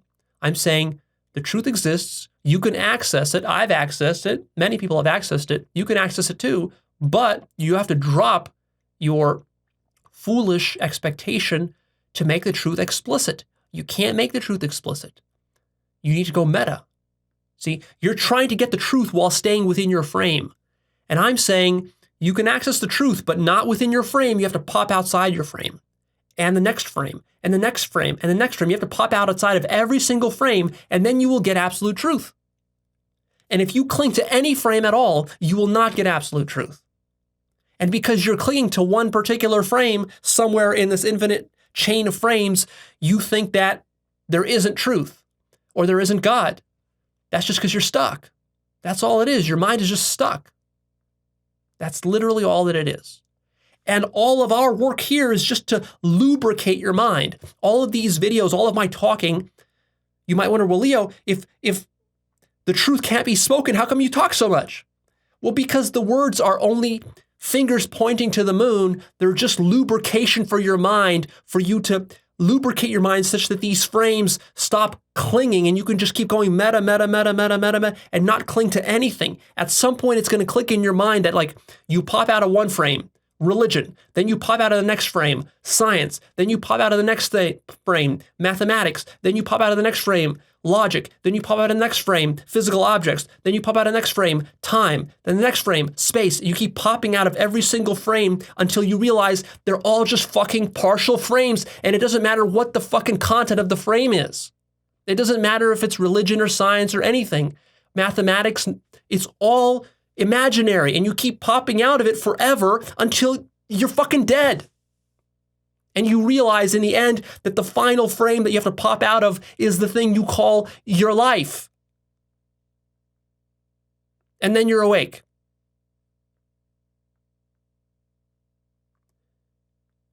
But you see, everybody is holding on to every single frame, because if you truly were able to lubricate your mind sufficiently that the frames would just slip past and you would just fall out of them, your life would be over. Your life hinges upon which frames you cling to. Therefore, I'm trying to lubricate your mind, but your mind has defense mechanisms which are resisting the lubrication.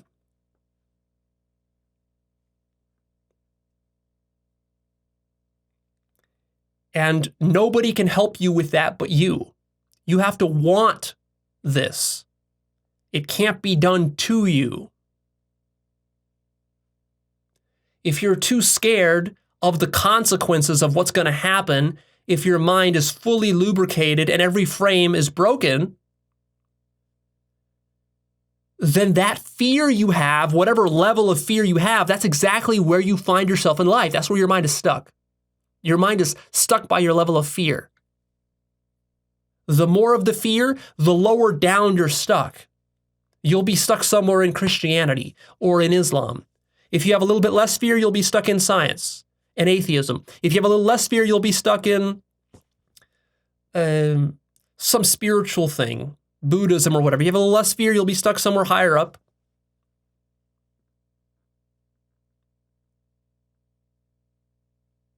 So really just ask yourself, what am I clinging to? Intellectually, what do I cling to in life? Which ideas, which theories, which ideologies, and then let them go. Notice the payoff you get for the things you cling to. Like if you're a capitalist and you cling to your capitalist beliefs, you get a payoff for that. And that payoff, it could be intellectual satisfaction, like you might just feel like, oh yeah, I'm better than those stupid Marxists. It could be like that. That's one payoff. Another payoff is just millions of dollars in your bank account from the business that you run. That could be another payoff. Maybe you're trading stocks, maybe you're a landlord, and you earn lots of money that way. Great payoff for you.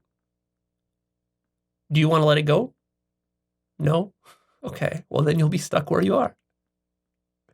See, you're afraid of letting that go. What would happen if you let go of Wall Street? What would happen if you let go of running a business? What would happen if you let go of your anti-Marxist ideology?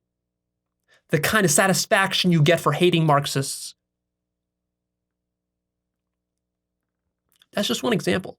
If you're a Marxist, it's the same shit. The same shit on a structural level. On a meta level, it's the same shit. The content is different, but the shit's the same. If you're a Marxist, one of the biggest juices you get in your day is hating on capitalists. You see a rich capitalist on TV and you just want to smack him in the face for being such a selfish asshole. And that juices your ego up and you feel good about yourself because of this. It's an addiction you have. And then you get to whine and complain for your lack of success in life. Because, oh, Leo, I can't be a millionaire because, if I was, then I would be one of those evil capitalists. And all I do is I just sit online on some Marxist forum and just, talk shit about capitalism. And that's what you devote your life to. But if I would rather have you spending the next 10 years on a Marxist forum whining about capitalism or actually being a capitalist, I'd rather you be a capitalist. At least you'll produce something of value for the world, even if you end up, burning some rainforests while you're at it. At least you'll do something productive. Your stupid, bullshit Marxist posts on some forum on Reddit or whatever isn't going to do shit. It's just going to get more people, stuck in the same kind of frame of mind that you're stuck in. So what if you let that go? Do you dare? See, that's the whole trick here, is that nobody dares let this go. It's very difficult to let go of these intellectual attachments. And they're not merely intellectual. They also have real-world payoffs. Like, for example, you might be a Marxist and you might be married to a Marxist. And maybe the reason you and your girlfriend, who's now your wife or whatever, are, maybe the reason you fell in love and even had children is because you were both Marxists and really passionate about that, and your whole relationship is built upon, discussing political theory or whatever. Maybe, I don't know, for some people it might be that way. And then, would you surrender that? How do you convince the person like that to surrender it? You see, the more you invest in something in your life, the more important it is to you, the more it pays to you, especially like, for example, your children, your family, your religion, your military service. If you go volunteering in some organization, see, these things, you invest so much of your time and energy into these things that it's virtually impossible for you to let them go. And then that's what you become stuck on. Now, be careful. I am not here saying that you should just throw everything out the window in a reckless manner. That would be dangerous. Or rather, I should say that would be reckless. See, the problem with spiritual growth is that it can't be forced upon you. You have to come to it yourself. So even though I want to push you to the highest levels, because that's kind of what I'm interested in and what I'm here to teach, but don't let me force you to go beyond what you're able to handle. Sort of like, like if you're in 4th grade learning mathematics and I'm up here teaching calculus, just because I'm teaching calculus, that does not mean that I expect you to, drop all your 4th grade homework and then just to come up to my level in a single month or whatever. Likewise, I teach a lot of advanced stuff on this channel through these videos. And many of you aren't ready for it. For many of you, this is just stuff for the future. It's a roadmap of where you can go if you really want to go somewhere with your growth. But that doesn't mean you have to do it all right now. It means you can use these ideas and plan out a long-term plan for your future. Maybe this is a plan for you for the next, in 10 years or in 20 years, you'll get there. But right now, maybe you still have to explore the lower stages. Maybe you got to start a business. Maybe you got to go get the sex you need, get a relationship, have some children, go do the stuff you're attached to, burn through those attachments, recognize that they're not all as great as you think they are, and then come back and we can take you higher. See? So it really just is a matter of what you're comfortable with. What is your ego comfortable with? How much growth can you tolerate? How much are you willing to detach from in your life? If you're not willing to detach from sex and from hamburgers and from Lamborghinis and fine jewelry, well, that's where you're at.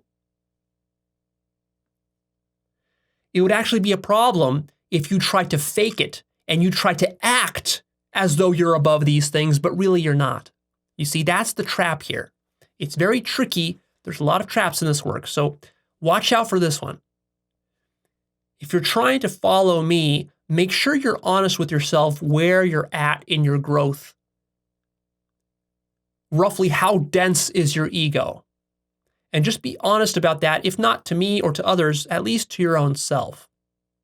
Because there's this danger where you start to think like, oh, I'm all interested in awakening and I'm all interested in this meta stuff and in God, but actually you're not. You're interested in sex and food and money. Well, if that's the case, then just be honest about that and work from there. You have to work from an honest place. And to be honest, I'm not fully ready to detach from all this stuff. I talk about this stuff because you have to plan ahead, right? Like you can't just, if your goal is to do something ambitious like fly to Mars, you got to plan this years and decades ahead. And you gotta like have some ideals that you're operating under. That doesn't mean necessarily that I'm ready to fly to Mars tomorrow. Maybe I will be in 10, 20 years, but not right now. But that doesn't mean I can't plan. So that's kind of what we're doing here. I still got attachments. I got attachments to food. I got attachments to sex. I got attachments to business. I got attachments to my work. But the important difference is that you can be attached to stuff, but you should already start to be thinking about how these attachments are limiting you. So while a lot of people in the world are attached to stuff, most of them have no idea they're attached to it in the first place, and most of them have no idea how much they're limited by that. And they also, thirdly, they don't know what's beyond that, what's possible beyond it. This creates a very stuck situation. With me, I would say I still have plenty of attachments. The difference is that I'm becoming more aware of these attachments and how limited they are, and I'm also already sort of laying the groundwork for what's coming ahead, because I know that these attachments are not going to hold. They're temporary. So maybe that helps you. You can resonate with that. I want to point out this interesting feature of going meta, which is that there's a sort of thrill to it. Notice this thrill. And the best example of this I read online when I was doing research for this episode is I noticed some father was discussing how his young child learned this idea of meta, and he had a label maker. So this child has a label maker, and he used the label maker to print out the word label maker as a sticker and then stick it on the label maker. And as he did all this, he got a great chuckle out of it, and he was very delighted in himself, the child. Now, this might seem like an innocent little example. What does it really say? But actually, what you should notice is that throughout your life, like this child, you too have had encounters with going meta. When you see the frame of a situation and you're able to pop outside of the frame. And when you do this, there's a certain delight that fills your soul. I call this the delight of meta recognition.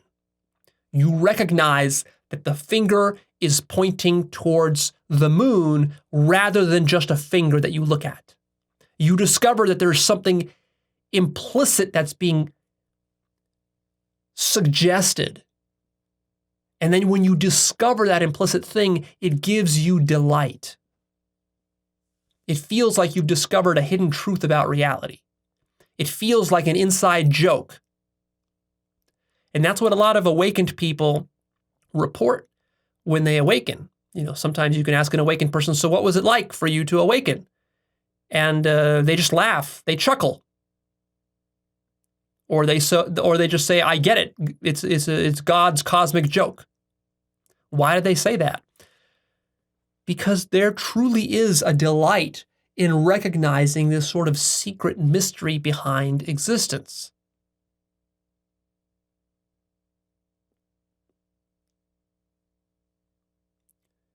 Going meta has this ineffable, slippery quality to it. You can never fully articulate it. In the same way that a really good joke has a strong punchline, and you either get the punchline or you don't. And if you don't get the punchline, explaining the punchline to a person who didn't get it is not the same thing as just getting it right off the bat. So notice that. I want you to notice that. And the next time it happens to you, this meta recognition, the next time it happens, I want you to notice that delight that appears, and I want you to contemplate, what is that delight? Why is this happening? Why do I enjoy this? And I suggest that if you do enjoy it, as you might notice, that you should keep pursuing that and ask yourself the question of like, well, if I got some meta recognition here, where else can I get some meta recognition? Where else can I go meta? And you keep doing it and doing it and doing it. And then as you do that, you develop a sort of a love for it, a delight for it. And then maybe one day that'll lead to your awakening, the ultimate delight. See, when you're going meta, you're in some way touching the implicit, touching the divine. You're discovering the divine within the universe. And if you're a bit of a logic nerd, science nerd, math nerd, and you appreciate the works of Douglas Hofstadter and his masterpiece, Gödel, Escher, and Bach, then one of the remarkable things about Hofstadter's work is that it's so whimsical. On the one hand, it's this dense, nerdy, mathematical, logical topic, and it's hard to read through that book. One of the most challenging books you'll ever read with all these mathematical proofs, but it's different from just it's different from like a logical textbook. It has this whimsy and artistry to it. It has a cleverness. He writes in such a clever way, he won a Pulitzer Prize for that back in the late 70s. But for a lot of guys who are like in the computer science community, the math nerd, logical community, and so forth, they can appreciate that whimsical nature to logic. And that's just a little taste of what you get when you pursue spiritual work. See, you get more of that, not within the logical domain, outside the logical domain. You get more and more of that, and it's addictive. It's not just a chore you do, it's addictive, and you can see a beauty and an artistry to it. And that is one of the charms of doing consciousness work, is that sometimes it's difficult and grueling. You go through emotional turmoil and ego backlashes. That's all the bad stuff. But then as far as the good stuff, sometimes you get these moments of clarity and just this beauty, and you see the mystery, awe, and wonder and genius of existence. And I would suggest to you that if you entered science and you're a serious scientist, that is really why you're doing science, is for that reason. That's really what you want out of science. You don't want to do dry, boring, crusty old science. You want science which is connected with soul and spirit. So really, we're completely on the same page. The difference between what you might perceive I'm saying here, if you're an atheist or you're a rationalist or a materialist or a realist or a scientist or a logician or mathematician, it might seem like we're totally, diametrically opposed. Actually, we're not. We're much closer aligned than you would think. Because you and I are both just trying to explore the mystery of nature, right? And the ultimate achievement of that is awakening, not your math or your logic or your science. Even though those are little tidbits of it, little tidbits. Now, as we're wrapping up here, I have to end on this, of course.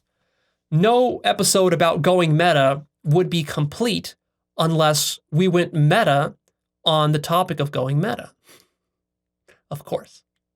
So that's how we'll end. I want to take you to the ultimate level of meta with a little demo. So here is truly going meta. See if you can follow this with me. So throughout this episode, I've been using language to speak to you, to communicate about a concept called going meta. In fact, that's what I'm doing right now. I'm conscious right now that I'm speaking to you using consciousness, using symbols and language, which is arbitrary, but which communicates certain powerful concepts. So as I'm using language, I'm thinking.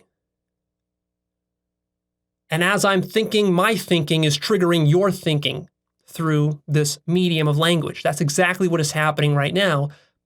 Become conscious of this as it's happening. And notice that this is you and me together going meta. But it doesn't stop there. Let's keep going. You are watching this as a YouTube video. I am appearing in this YouTube video. I'm conscious that even though right now, as I'm speaking, I'm sitting here and I am not in a YouTube video, but when you're going to be watching this, I will be in a YouTube video. And in fact, notice that what I am is I am pixels on a screen. So this entire video has been pixels on a screen talking to you about a concept called going meta, using language. But moreover, you can notice that these pixels on a screen are actually just a fragment, a figment of your own consciousness. So actually, this entire time, what's been happening, you might have thought that some human was sitting there talking to you about some concept. Really what was happening is that a fragment of your own consciousness manifesting as pixels on a screen through this thing we call a YouTube video has been thinking and using language to trigger thinking within you. And now you're becoming more conscious of that.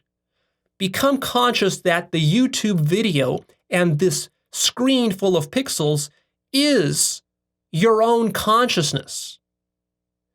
You are speaking to yourself. And you are not a human speaking to yourself. You are the universe speaking to itself.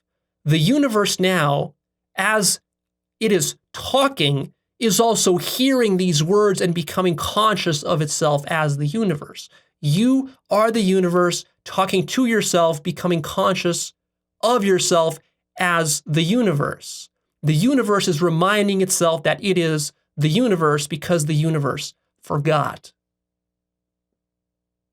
To put it another way, what the universe is telling you, the universe is telling you that you are God dreaming up this life and this very moment. This room that you're sitting in, that you think of as a physical room, is actually a dream.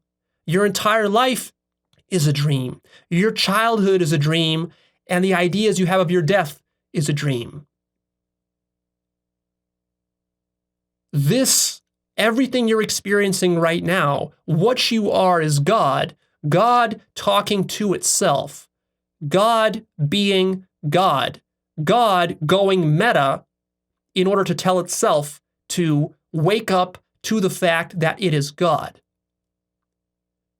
That's what God is God is a universal movement of self-awakening, which is happening in you right now if you are conscious and going meta along with me as I am speaking, because actually I am you and you are me.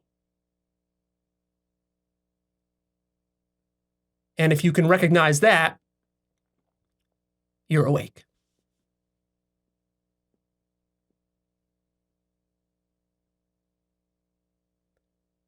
Do you get it?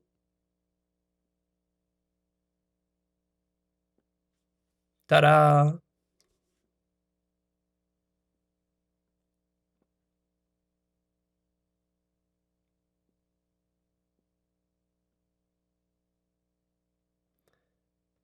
That's powerful stuff. A powerful mind is one that can do this. One that can become infinitely self-aware, able to go meta on any finite part of itself. And when a finite mind is able to go infinitely meta, it becomes the infinite mind, which is what you are, whether you're conscious of it or not.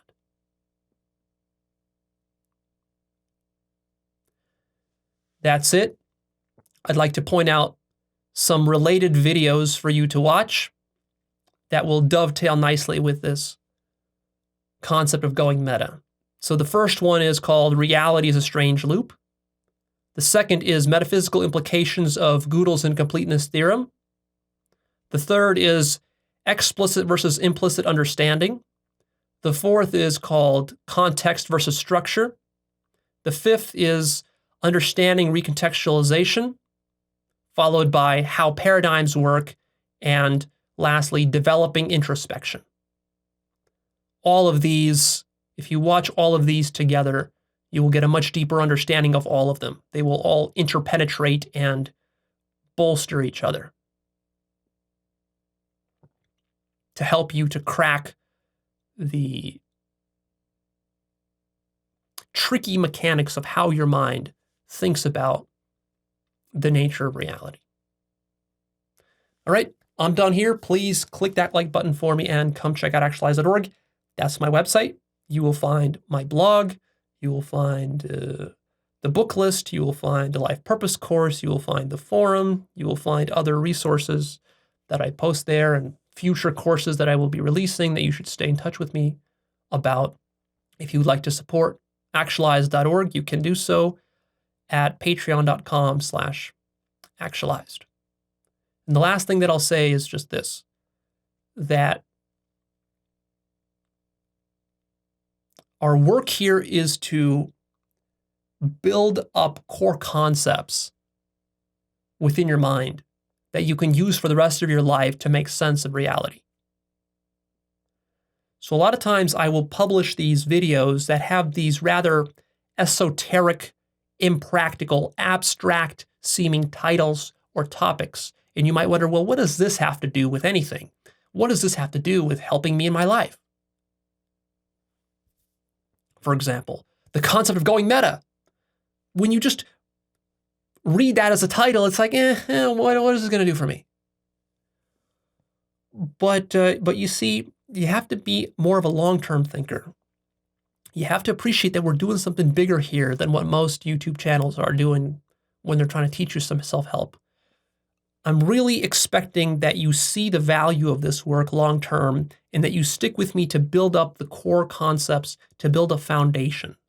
I'm much more interested in helping you to build a very deep, solid foundation for making sense of reality than I am about anything else, than I am about helping you to lose some weight or to get laid or to make some money or some other little thing like that, because those things are all insignificant compared to the true value of this work, which is laying that foundation. This foundation, unlike what some might say or think, this foundation is not an ideology. It's not a belief system. I'm not programming you with like a Christian foundation or a Islam foundation or even a Buddhist foundation. Rather, I'm trying to give you very powerful core concepts which are very abstract and you can use them to apply to so many domains of life. And these core concepts and principles, these are not things you take on faith or that you believe from me or that we come up with a proof for. These are things you test out in your life and you see if they work. You contemplate them, you see if they make sense. If they do, you adopt them. If not, then you discard them. See? And so only when we put into place some number of dozens of these core concepts will reality start to make sense to you. Will you have some direction and hope of ever understanding what reality and life are really about and how to put your life in order? These core concepts really, they should have been put in place when you were in elementary school and middle school and high school. But because of the corruptions within our education system and the ignorance all around society, these core concepts are not taught. So somebody has to teach them. That's what this work is about.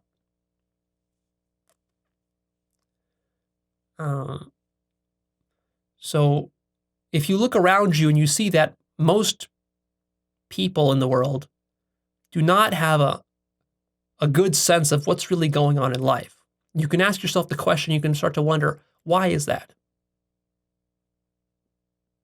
Or you look around, you see a lot of people are bullshitting. Even scientists and doctors and philosophers, a lot of them are bullshitting. They don't really understand what's going on in life.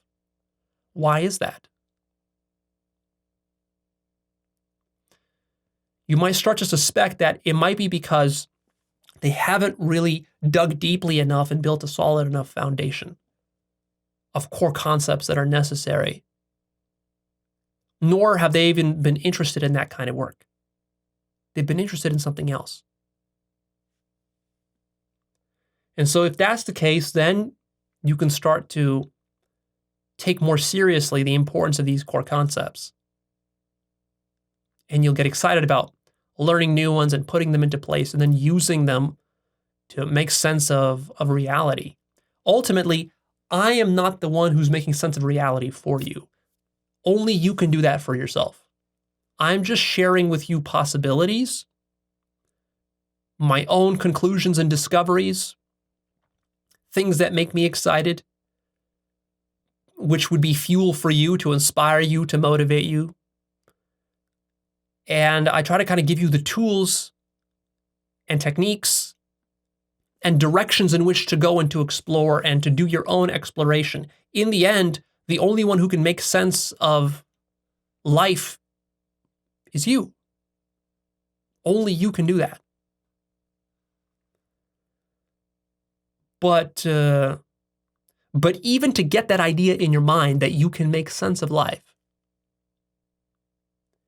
at a deep, deep, deep level, just that idea, that's sort of my function here, is to feed you that idea that that's possible. Just that possibility is a huge thing that most people are missing. Most people don't understand that this is possible, or that it would be worthwhile to do this, or how to go about it. And that's why we're doing this work. And if you're on board with me for that, then of course, stay tuned for more.